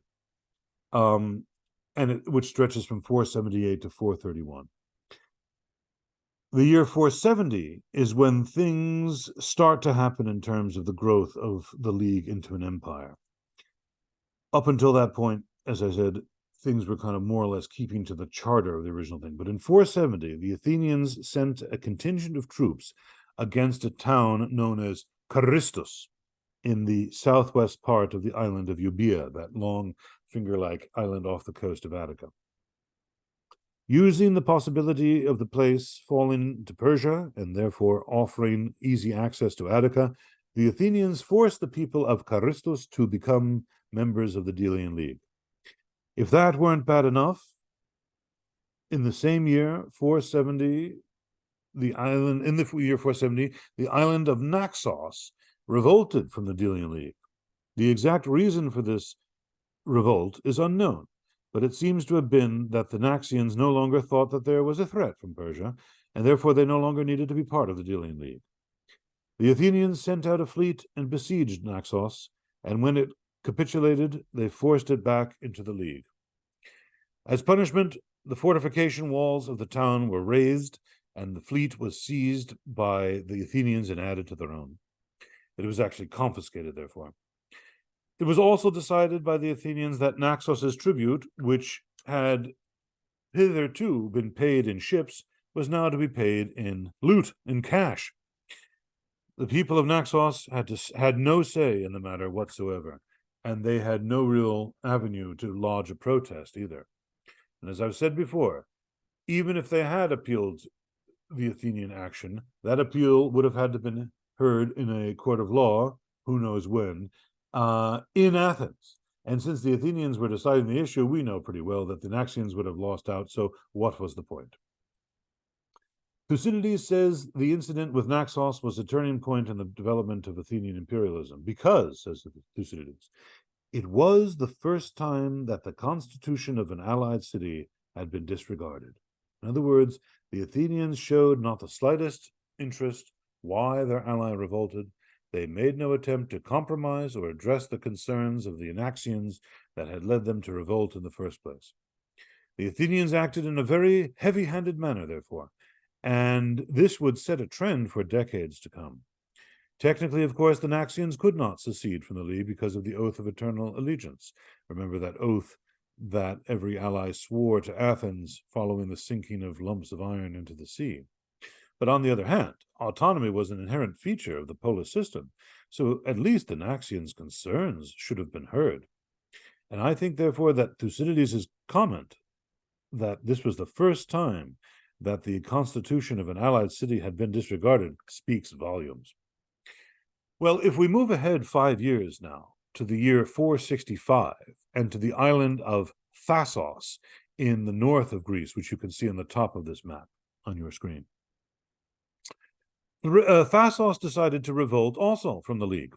Once again, the Athenians ignored the factors which had caused the revolt, and they concentrated on getting the island back. It took them a long time. It was a siege of 2 years, led by Cimon, before finally the Thasians fell. They gave in, and the island was forced back into the Delian League. Note again the use of force. The reason the Athenians gave for their must have this place back or else attitude was that Thasos was vital to Athenian security in the North Aegean. It was very close to rich timber areas, which on the face of it made sense, right? If you're going to have a fleet, you need to keep, having lots of lumber to maintain that fleet. So that made sense. But the hidden agenda on the part of the Athenians, and here we're really thinking of Pericles, of course, who had not exactly come to the pinnacle of his power yet, the forefront of Athenian political life, but he was certainly starting to be someone that we should take an interest in. He noted that there were rich mines on the island of Thasos, okay? And Thucydides talks about this too. So when Thasos capitulated after this 2-year siege, the Athenians took over those mines. They used the mining revenue for their own purposes, not for the League's purposes. So they're basically plundering their ally. And what is more, the Thasian fleet was taken off of the people and absorbed into the Athenian fleet, as had been the case, you remember, with Naxos. The Athenians decided that Thasos would pay its foros, its tribute, not in ships anymore, but in money. So all of this is very clearly extortionate exploitation on the Athenians' part. It is blatant disregard of allied autonomy. More than this was the Athenians' trend of stealing the allied ships for their own navy, of making allies that had originally been paid tribute in ships now pay tribute in money, and also holding the allies true to their oath of eternal allegiance. The Athenians were not going to let any ally off. We note also that there was absolutely no concern on the part of the Athenians for allied discontent. They didn't want to know about it. They didn't want to compromise. This is not the sign of a good leader. As far as the allies were concerned, there was no room for them to maneuver in the Delian League, none at all. And all of these considerations are always indications of an empire getting off the ground. But we cannot say either Naxos in 470 or Thasos in 465, or even both together represent the point where the League had become an empire. We'll have to wait a few more years for that. On the home front in Athens, things were about to heat up. I mentioned before that Persia played a key role in Athenian foreign policy after the Persian Wars, and so also did Sparta. Athenian relations with Sparta came to be polarized in the policies of the two principal statesmen or politicians of the time, Cimon and Themistocles. Cimon was in favor of maintaining amicable relations with Sparta and not risking antagonism. The problem was, Cimon was also an imperialist who was also intent on expanding Athens' empire. And as we've seen, he was not afraid of taking the Persians on in battle. Well, this sort of thing was always going to reverberate unpleasantly among the Spartans. So try as he might to keep relations between Athens and Sparta passive, he was never going to succeed in this because he wanted to extend Athens' power. Themistocles was the same. He was also an imperialist. He didn't care about Sparta, and if anything, he actually goaded that place on. This is especially seen in his persuading of the Athenians to refortify Athens, that is, to rebuild the city wall and to fortify the harbor of the Piraeus, the port of Athens. All these things flew in the face of Spartan protests. We remember that the Spartans originally had said that no city should be walled except those in the Peloponnesus. Well, this difference of opinion over Sparta led to clashes between these two politicians, and Cimon won out. In probably 471 BC, he arranged that Themistocles be ostracized. How we know Themistocles was in Cimon's crosshairs is because we have hundreds of ostraca from his ostracism, and people who do this sort of thing have been able to identify from the way the name Themistocles is written on these ostraca that only about a dozen or so hands, that is, people who wrote his name, were actually used. If you can read Greek letters there, you can see on the upper left ostracon the name Aristides, and on the upper right the name Themistocles. On the bottom left you see the name Cimon, the son of Miltiades, and then on the bottom right the name Pericles. But getting back to the point, that this is an instance of ballot stuffing, effectively. In other words, only a dozen people or so wrote the name Themistocles on thousands of ostraca. And what that means is that Themistocles was going to be ostracized. As the people went up to the Pnyx to attend the assembly that day, Cimon's supporters were handing out these ostraca to everybody. And as they did so, they were urging the people to use them to get rid of Themistocles. Themistocles, incidentally, really one of the more colorful characters that we've met in this early classical period, or the late Archaic period. After he was ostracized, where did he go? Well, he went first to the Peloponnesus.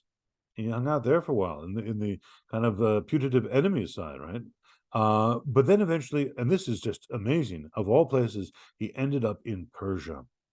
He went to the court of Xerxes' successor, a fellow named Artaxerxes, only to be killed in the 450s in Asia at the instigation of Persia. So perhaps he never could really escape that earlier anti-Persian policy, and it finally caught up with him. Well, after Themistocles' ostracism in 471 BC and for much of the 460s, Cimon was the undisputed leader of Athens. He was able to dominate just about every meeting of the Ecclesiam. That would change, however, and it would change dramatically in the year 462, when he himself would be ostracized. And after his ostracism, Ephialtes introduced what is known as radical democracy, or direct democracy, into Athens. Ephialtes died in the following year, in 461, and that's really the point where Pericles comes to the forefront in political life. Pericles, of course, would dominate Athenian policy down to his death in 429 BC, and I'm going to argue that Pericles started the Peloponnesian War. The term Periclean Athens is often used to describe Athens during the leadership of Pericles, basically the 450s, 440s, 430s BC. But all of this, and especially what Ephialtes did, is going to be the theme, is going to be part of the theme of democracy. And so I'm going to deal with it in the last section of tonight's lecture, when we return to our theme of democracy for a while. But right now, for the rest of this section, I really want to get us to grips with how tensions between Athens and Sparta increased and eventually led to warfare. And for that, I need to jump over the nuts and bolts of Ephialtes' democratic legislation for now, 462. And I need to turn to the so-called First Peloponnesian War of 460-445 BC. We will focus solely on Ephialtes' political reforms and what they spawned in the last part of tonight's lecture, but they would interrupt us too much right now. And so if it's okay with you, that's what we're going to do. So to the First Peloponnesian War. The name is really a misnomer because it wasn't actually a formally declared war. There wasn't really any fighting in it. There was no really great battle, even, at least not every year. And in fact, Sparta didn't enter this so-called war until the year 457, 3 years after it was declared, or really not even declared, but it was never actually really declared as a war. It's rather a series of kind of standoffs and kind of small sparring. But it is the first time that Athens and Sparta would actually come to serious blows with one another. And it is also during this time, that is 460 to 445, that the Delian League really became Athens' own empire. So the First Peloponnesian War and the emergence, shall we say, of the empire were inextricably linked. Athens and Sparta were put on a collision course that led to this First Peloponnesian War because of Megara. Megara was on Athens' western border, and in about 460 BC, it joined the Delian League, which was good for Athens. But this action set off alarm bells in Sparta and Corinth, because you see, Megara's position on the western borders of Attica made it of great strategic importance on the land route from Attica into the Peloponnesus, because you see, Corinth was a member of the Peloponnesian League. Corinth was also Sparta's strongest ally, in fact, thanks to its substantial navy. And what this all means is, in other words, what I mean by Megara joining the Delian League and why this worried Corinth and then Sparta, is that if a Peloponnesian army ever wanted to invade Attica, Corinth would obviously allow it through. But Megara could hinder its passage into Attica. Sparta coveted Megara because then it would have a completely free access route to Attica. There would be no state or city to put up any obstacle. Conversely, if the Athenians ever wanted to invade the Peloponnesus, they would have Megara and then Corinth hindering their progress. So the Spartans were really intent on trying to coax Megara into their own Peloponnesian League. This was clearly something the Athenians did not want, however. Corinth, in any case, resented Athenian influence so close to it, not to mention that through Athens' control of the Megarian port of Pegae, which was on the Corinthian Gulf, the Athenians had better access to the trade routes of the West, and this was something also that Corinth wanted. In 459 BC, Corinth and the island of Aegina, which is just outside of Athens' port, ganged up on Megara, and presumably they were trying to force the place to join the Peloponnesian League. Pericles persuaded the Athenians to go to the rescue of the Megarians, and an Athenian force sent the Corinthians and Aeginetans packing. Perhaps thinking that it wouldn't be long before the Spartans attacked them, the Athenians then turned to another defensive measure. They built the so-called long walls. Long walls were literally that. They were a pair of walls that extended from the city of Athens to its port, the Piraeus. These walls were fortified, and they afforded safe passage from the city to the Piraeus and vice versa. They were tall, and they had archers on top, so it was like going through a safe passage, basically, getting from Athens to the Piraeus and vice versa. This would enable the rowers to get to the ships safely in the Piraeus. It would also allow supplies to be brought safely into the city if it were ever besieged. Needless to say, the construction of the long walls didn't go down well with the Spartans. They knew exactly what the purpose was. In 457 BC, the Spartans finally entered this First Peloponnesian War. They campaigned in Boeotia, which is the state, as we know, to Attica's north. If their strategy was to hem Athens in between two hostile powers, Peloponnesian powers that is, and Boeotia, it blew up in their faces. Again, at Pericles' urging, the Athenians campaigned victoriously in Boeotia. In fact, they won over all of the Boeotian towns apart from Thebes to the Delian League. Their successes in Boeotia led to other states like Phocis and Locris, which were to the west of Boeotia, joining the Delian League. Even Aegina, that little island outside of Athens, gave in and joined as well. Now the problem. Overcommitment on Pericles' part was going to cost the Athenians dearly. And this ties in with my comment before that during this so-called First Peloponnesian War, the Delian League really became Athens' empire. In probably 457 BC, Pericles embroiled the people of Athens in a campaign in Egypt, of all places. Egypt at the time was rebelling from the great king Artaxerxes, the Persian king. And if its rebellion were successful, Athens would gain a rich and powerful ally. The Athenians, of course, would reward it for its assistance. Unfortunately, though, the reverse happened. The Athenians were completely defeated in Egypt in the year 454. But Pericles, and he's really such a clever strategist, such a clever, good talker, was able to turn that defeat to Athens' advantage. Because what he now said was that the Persians were likely to sail into the Aegean, taking revenge for Athens supporting the Egyptians. And if the Persians did that, they would probably target Delos, wouldn't they? Headquarters of the Delian League.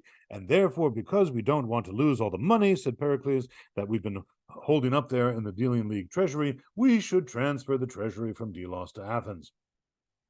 And that is precisely what the Athenians did. And that meant that the treasury of the Delian League was now on the Acropolis, directly under Athenian control.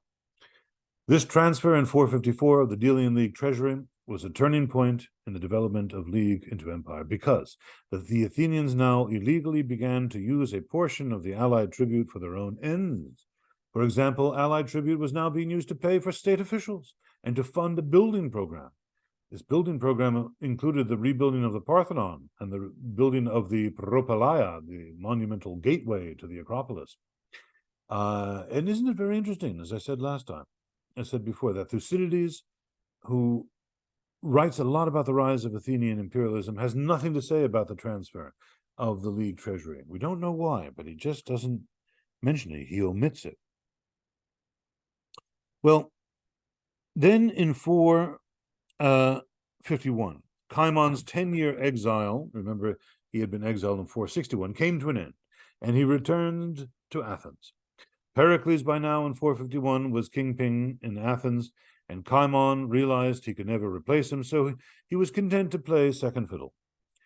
Cimon negotiated a 5-year truce with Sparta in 451 BC, but then, unfortunately, he was killed in a campaign in Cyprus in 450.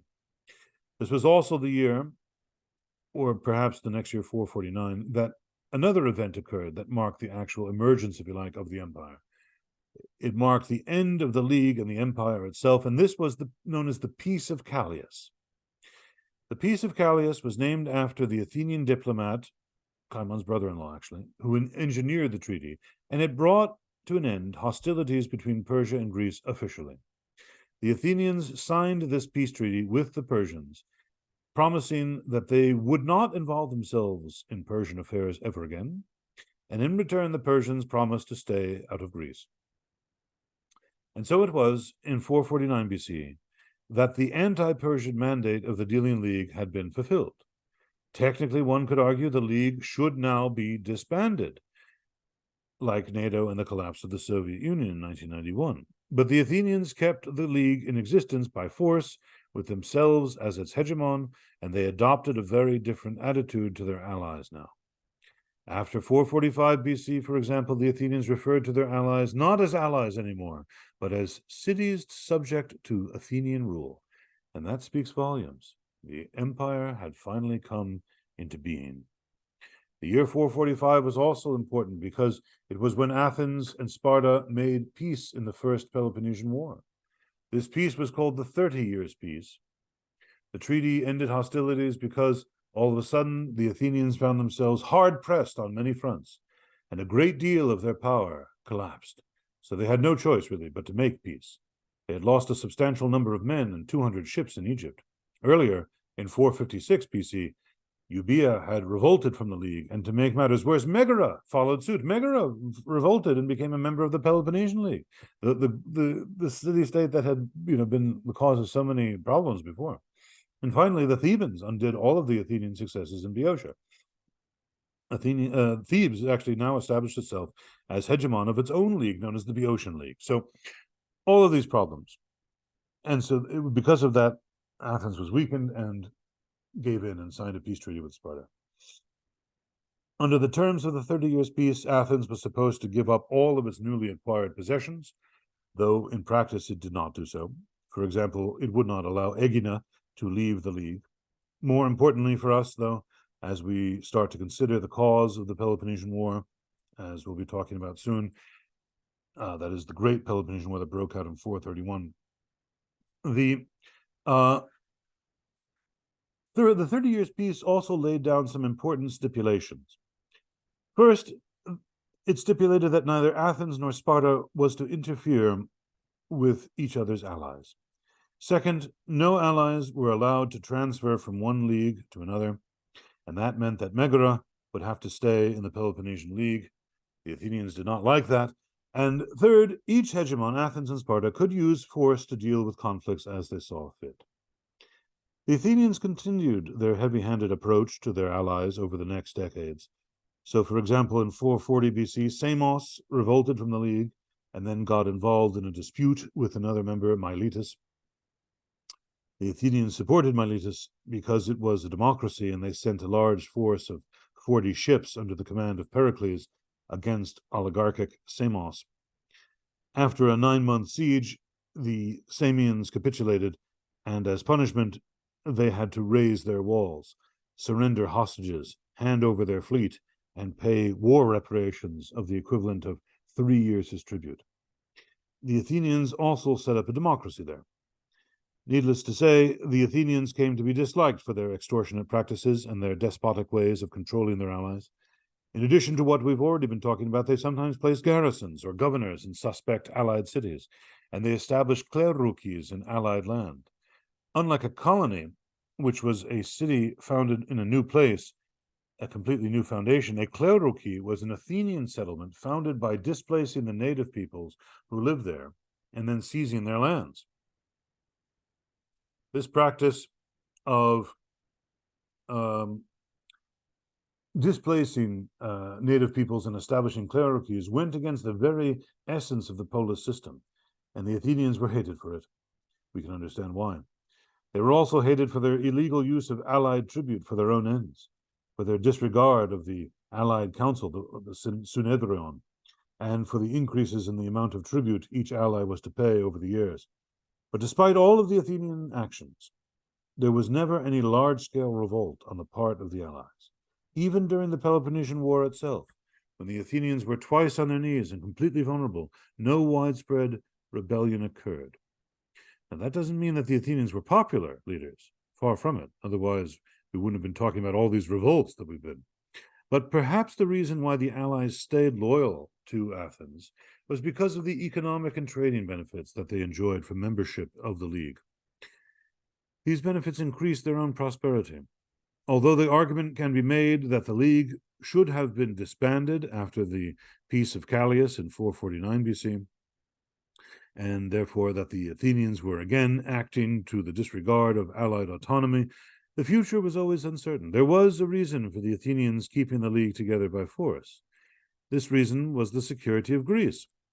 The Athenians felt that they had to keep the allies together, and so they acted in whatever way they thought fit to ensure this, because you never knew when Persia would come back. Whether the Athenians intended from the outset to turn their league into an empire, to counter the Peloponnesian League, or whether this was something that developed over time is difficult to answer. My own view is that it developed, but that it didn't take too long to develop. So also hard to answer is whether the Athenian allies didn't realize the implications of their oath of allegiance, or did the Athenians simply take advantage of them from the outset? It maybe is a bit of both.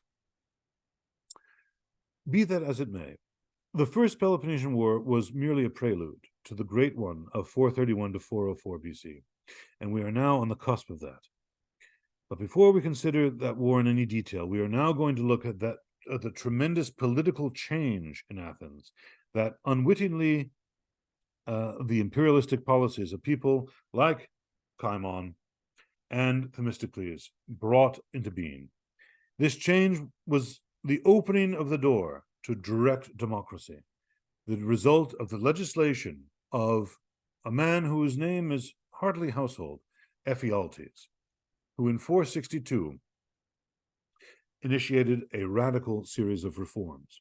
We need to know about this change so we can better understand the workings of the democracy during the Peloponnesian War era. What did direct democracy actually mean? What did it mean for Athens that the people were sovereign in the state? And so in the next and last portion of today's lecture, and also in the beginning of our next lecture, we are going to return to our theme of democracy, because when we get to the Peloponnesian War, I am going to argue that it is the radical democracy that lost the war for Athens. That's a bit of heresy on my part again. The political system that the mass of the Athenians cherished the most, ironically, did the greatest damage to the city during the course of this war. It wasn't losing that final battle that lost the war for Athens, I think. It was its political system that lost the war. And we will start to find out how and then why this occurred right now. Let's begin by looking at Ephialtes. Well, actually, let's begin by putting the legislation of Ephialtes in context, because it took place 2 years before the so-called First Peloponnesian War broke out in 460. Before we can better understand many of the Athenian actions in the Peloponnesian War, we need to understand how Ephialtes' legislation changed political life in Athens, and how politicians could then rise to political power in the assembly because of what he did. So in this final portion of the lecture, we're going to look at the background to Ephialtes' legislation and then examine what he did in some more detail. Thanks to the imperialistic policies of leaders like Themistocles and Cimon, Athens became very powerful, very wealthy, and acquired more allies in its Delian League. This we've talked about a lot tonight. But also, as we've said before, Athenian policy towards Sparta, which was polarized in the policies of Themistocles and Cimon, was playing as much a role in political affairs as policy was towards Persia. Themistocles was an imperialist. He didn't care about upsetting the Spartans, as I've said. Cimon, on the other hand, was passive in his relations with Sparta. He didn't want conflict to arise between Athens and Sparta, despite the Spartans' attitude to the growth of the Delian League. They were not happy about this for obvious reasons. They would see that it would threaten their own hegemony, the hegemony of the Peloponnesian League at some stage. And so the different policies of these two powerful men, Themistocles and Cimon, led to Themistocles' ostracism in 471. And with Themistocles gone, the spotlight now shone solely on Cimon. As we've seen, Cimon was very active in the 460s. He went on the offensive a number of times against Persian influence in Greece and along the Hellespont, that crucial area on the grain route from the Black Sea to Athens. And then in 462, Cimon led a force of 4,000 hoplite soldiers to Sparta. Is he about to declare war on Sparta, I hear you ask? Well, the answer is no, quite the reverse. In 464, 2 years earlier, a major earthquake had wrecked basically the entire Peloponnesus. Many Spartans were killed, probably casualties were in the four figures, including among the dead was the entire cadet corps of the Spartan army. These were called ephebes. And if you remember from the Sparta lecture number 5, these were boys within the age range of 14 to 20. So that entire cadet corps was wiped out in the earthquake. Imagine the problems that this would cause for Spartan manpower, which was a problem to begin with. To make matters worse, the Helots seized the opportunity of the chaos that was caused by this earthquake, and they predictably revolted. They fortified Mount Ithome in northern Messenia, turning that place into a stronghold, and they prepared to resist Spartan attacks to the end. The Spartans were therefore hard-pressed to deal with the Helots, and in desperation, they sought help from other members of the old Hellenic League.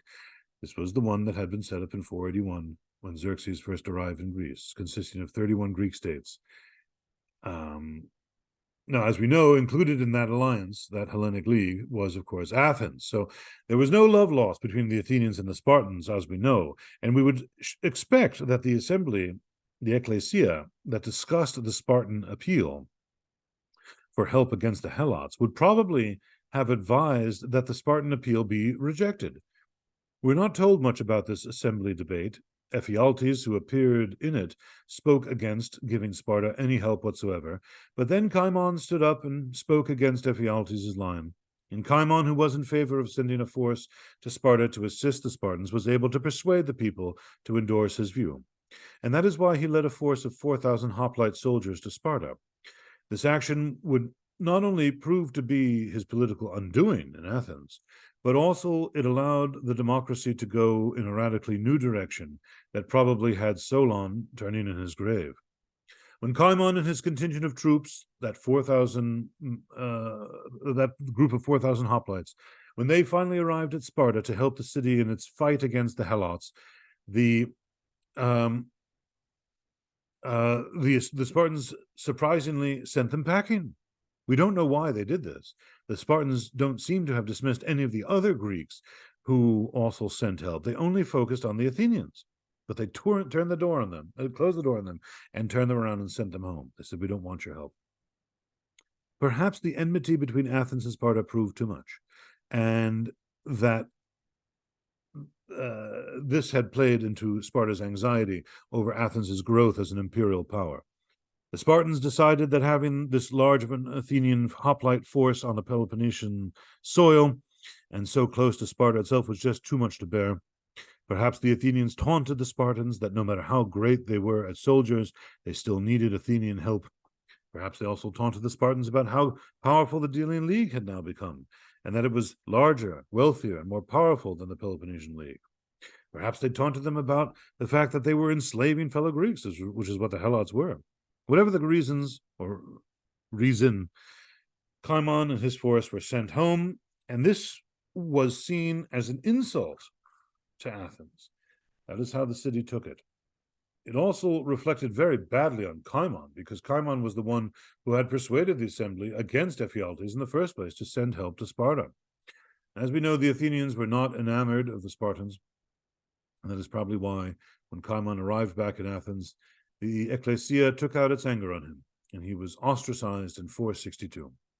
Maybe we can see Ephialtes' hand at work here. After all, there was this ecclesia clash between the two men, and Ephialtes had lost out. So with Cimon out of the way and the hoplites in effect lacking a leader, the mass of people now became far more dominant in the ecclesia, and Ephialtes was able to introduce a further round of democratic legislation.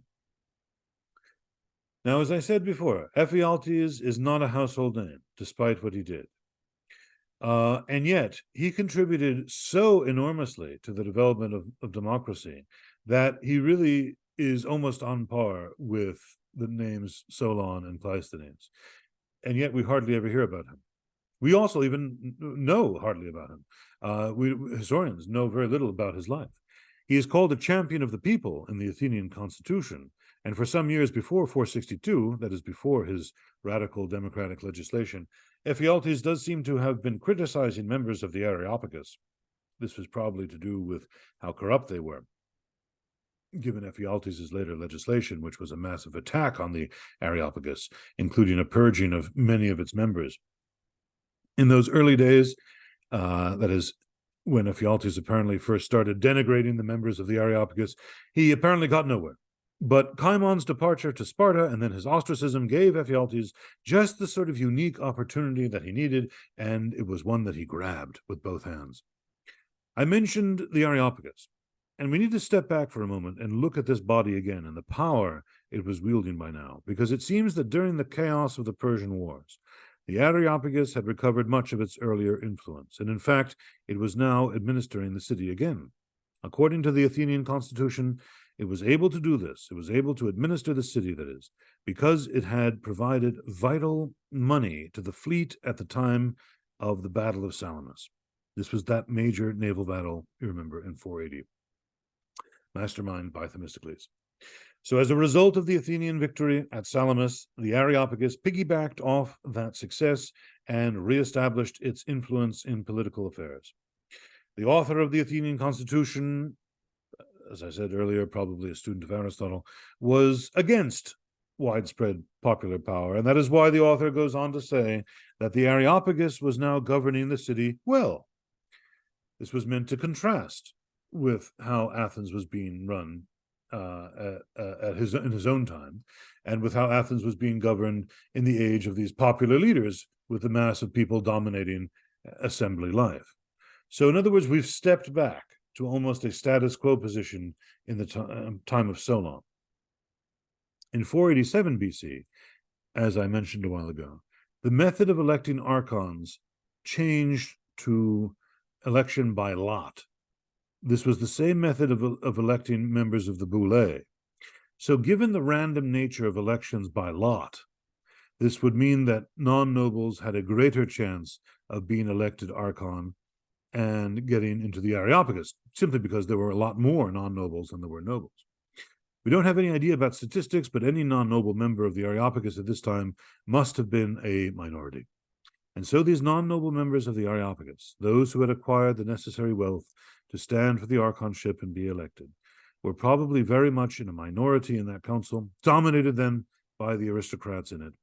So to all intents and purposes, the return of the Areopagus to political life, political dominance in Athens, was a step back, as I said, to the old time of oligarchy, where the Areopagus and the archons ruled in tandem. This apparent regression, for want of a better word, in the development of democracy, and the influence of the moderate element in Athenian democracy, by which I mean the hoplites, was not appreciated by the non-nobles, especially the Thetes. The Thetes, you remember, were the lowest group in Solon's 4 property groups. The hoplites dominated assembly meetings, and the Areopagus came to be seen as a symbol of everything that democracy was against. Given Ephialtes' verbal attacks on the Areopagus that seem to have been going on for years now, he seems to have been setting himself up as something of a spokesman for the disaffected masses, that is, for the Thetes. Since the people had been held in check before by the Areopagus, working in tandem with the Eupatridae archons, we might think that we're on the cusp of a return to pre-Solonian days, but far from it. Given the power of the people by now, especially of the Thetes, who had gained so much power because of their the fact that they were the rowers inside of the boats, right? You couldn't join the infantry unless you had enough money to buy your own weapons in the army. But if you didn't have any weapons, you could still join in the army by rowing the boat, okay? You just needed a good strong back and strong arms, and certainly these poor farmers had those.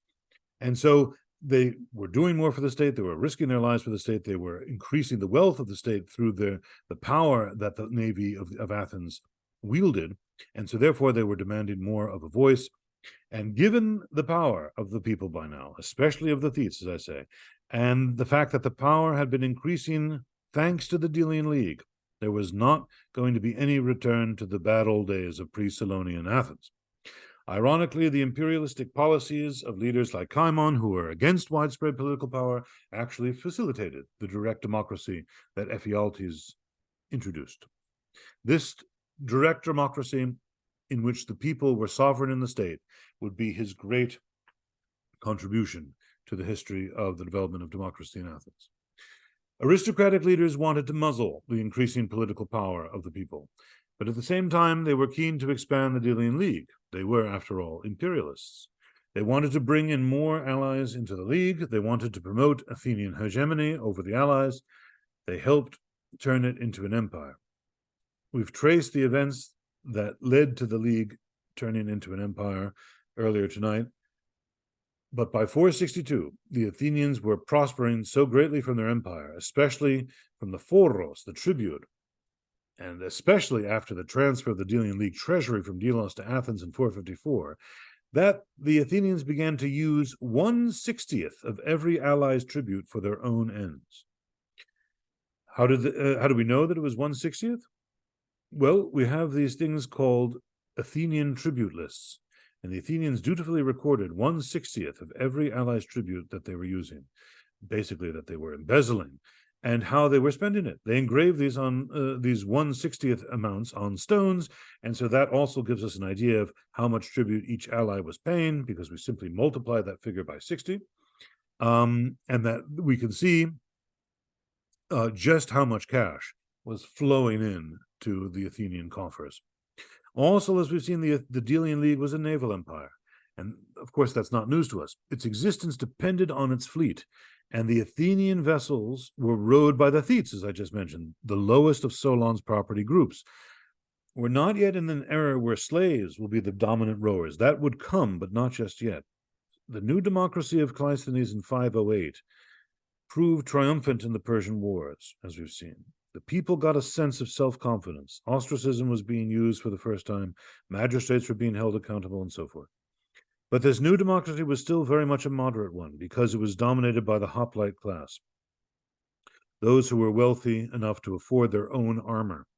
The aristocratic leaders were very much in favor of keeping democratic participation in the hands of these hoplites, in the hands of those who were wealthy enough to buy their own armor. The Thetes could not afford this. So after the Persian Wars that the Areopagus had recovered, now that the Areopagus had recovered much of its earlier influence and was administering the city, the Thetes were losing out big time. And this situation evidently did not sit well with them.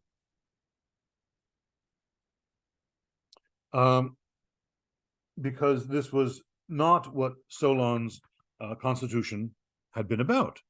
But the Thetes now had a voice, now more so even in the aftermath of the Persian Wars than ever before. They had that voice because they were the rowers in the fleet. So as the city grew more powerful, correspondingly, so did the Thetes because of their vital role in the navy. The Delian League rested on its fleet. Fleets need rowers. What if the Thetes said, we're not going to row anymore? This power of the Thetes, if you like, this voice of the Thetes began to be noticed.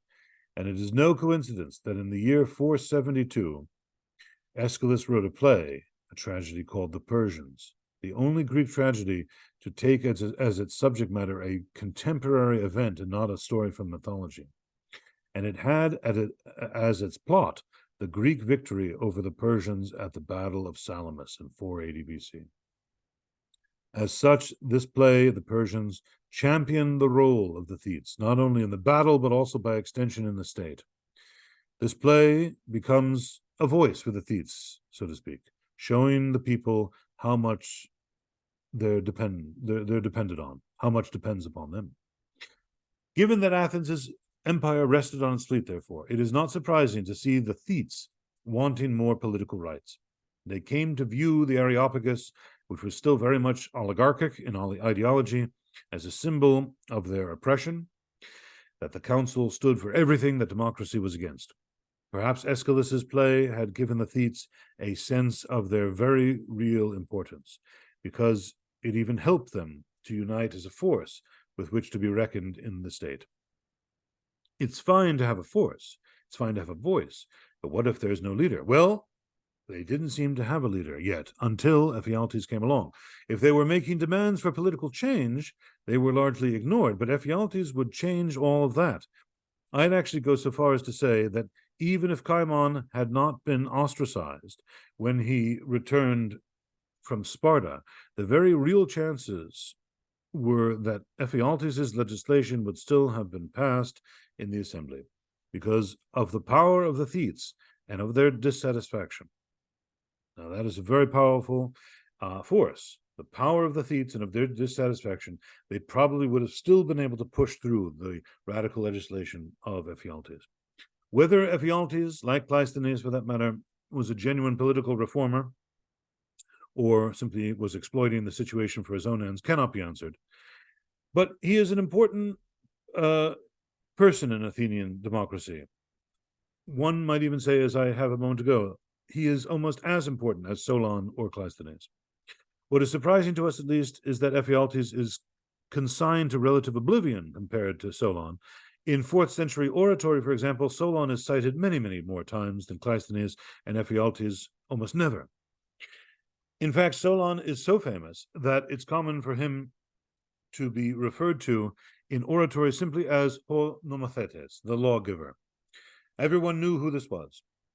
Kind of like if I were to use an example for all of you, young people out there on YouBook and FaceTube, if I were to mention the boss today, everybody would know I'm referring to Bruce Springsteen. Well, anyway, why Ephialtes got so little press in our ancient sources is really unknown. But when we step back and survey the development of Athenian democracy from Solon to the mid to late classical period, Ephialtes' role in it cannot be downplayed. I often say that Ephialtes finished what Solon began, and I think he needs to come more out of the shadows and take center stage a bit more. Now, that's the background to it. Let's find out exactly what he got up to now that we've surveyed the events that led to his legislation. The Athenian constitution, disappointingly, gives us only the bare bones of what Ephialtes did. And that brief account does not do justice to his legislation. We are told that Ephialtes attacked the last bastion of the aristocrats, the Areopagus. He conducted a purge of its members, and he transferred its political and judicial powers to the assembly, boule, and the law courts. That's basically it. As far as the first one goes, he evidently investigated the members of the Areopagus for corruption. He expelled many whom he found guilty, and he had them tried in court. The damage done to the Areopagus's name from many of its illustrious members being found corrupt would have been enormous, and its reputation as a body took a significant nosedive. Think of our own generally cynical view of politicians and corporate executives today, and how their reputations and even that of their office decline when they are found to be corrupt. Well, if this weren't bad enough, the second of Ephialtes' moves against the Areopagus didn't just dilute the clout of that council, it made it impotent. What does the Athenian constitution mean when it says that Ephialtes transferred the Areopagus's political and judicial powers to the assembly, boule, and the courts? Well, we're talking about removing jurisdiction over magistrates from the Areopagus and giving it to the other political organs. As I've mentioned before, when a magistrate, an archon, for example, ended his year in office, he would be scrutinized for conduct during that term of office. This was a procedure called the euthune. If he were found to be corrupt, he would not be allowed to become a member of the Areopagus, and he was put on trial for corruption. The euthune had been conducted by the Areopagus originally. Well, as Ephialtes' purge shows, that council had clearly overlooked questionable activities on the part of magistrates and probably admitted everyone, certainly of its own social class, to doing whatever it liked. And this isn't a surprise at all. But now Ephialtes' legislation, his transfer of the euthune to the ecclesia and the boule, meant that the people now had this far more powerful role over their officials. Their own power increased dramatically as a result. These magistrates were now accountable to the people, not just the closed shop that was the Areopagus. And the people were not likely to approve someone's conduct if he was corrupt, because the assembly and boule were composed of nobles and non-nobles. The nobles might let the man off, the non-nobles would not. Secondly, and this is an extension really of the first point, there was now a real attempt to curb corruption at the public level. Magistrates knew that it would be harder to mask if they have not been honest in their dealings, if they have not discharged their duties properly, and they knew if they were found out to be corrupt, they would face a public trial. Almost all of the Areopagus's judicial functions were therefore transferred to the courts. The Areopagus retained only the barest judicial functions, such as hearing cases of premeditated homicide, wounding, arson, and damaging the sacred olive trees, which strikes us as odd, but that was one of the few things that it could still hear trials on. Later on, in the year 343, it would be given a new power to conduct special investigations into matters of the state, but really, the Areopagus now remained an impotent political body until the Roman occupation of Greece 4 centuries later. It's interesting to note the reference to the courts in the Athenian constitution because it uses the plural word, dikasteria, indicating more than one court. Until now, we've met in our sources only the Solonian heliaia, which functioned as a court of appeal. It may not have even been an actual court with a jury in our sense of the word, but it could have simply been the ecclesia meeting in some quasi-judicial capacity to hear appeals. We don't know much about the development of the legal system after Solon, until, that is, we hear about Ephialtes and the courts.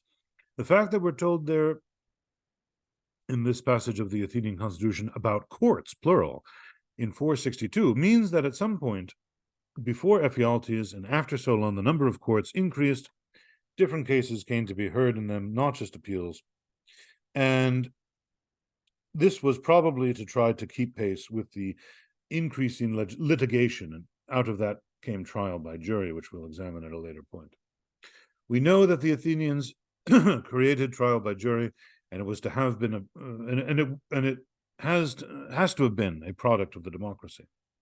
It is possible, if this isn't reading too much into the Athenian constitution, that Ephialtes himself created a court system with democratic juries to cope with the increase in court business after he had stripped the Areopagus of almost all of its judicial powers.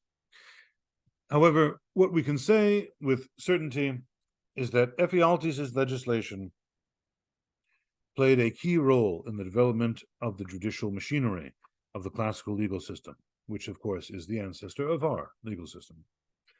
Ephialtes died in 461. He was supposed to have been assassinated, but we have no details about who could have been behind the assassination. He might have just died, and the idea of conspiracy to assassinate him was put forward by his supporters. At any rate, in the aftermath of Ephialtes' demise, Pericles, who until now had taken something of a backseat role in political life, now rose to prominence. From now on until 429 BC, when he died, Pericles would be elected as strategos, general, time and time again. In fact, he was elected as strategos 15 times, and he came to dominate political life throughout all of these eras. The eras, like I said before, known as Periclean Athens, that is the 450s, the 440s, and the 430s. As a result of Ephialtes' legislation, then, Athens moved into a period of direct or radical democracy, with the people becoming sovereign in the state. All political powers were now in the hands of the assembly and the boule, and all judicial procedures, apart from just a handful that I mentioned, were now in the hands of the courts. The same people who attended assemblies were also jurors, and that is why the year 462 BC is often labeled the year of the Ephialtic Revolution, because of how the nature of politics and how the exercise of political power would change forever from Solon's time and Solon's property system. In the direct democracy, we see the rise to political power of certain types of non-noble speakers called rhetores, the Greek word for orators, which is sometimes translated as demagogues or leaders of the people. And these rhetores would lead the masses in the assembly by their exploitation of rhetoric, often for their own political agendas. Direct democracy will also spread to many other polis, and indeed democracy, not oligarchy, was the most common form of political system in classical Greece, as we will see. And in conclusion, it is a different world politically, but not necessarily a better one. And we're going to dive into that new world, although not necessarily a better one, more in our next lecture. Thank you.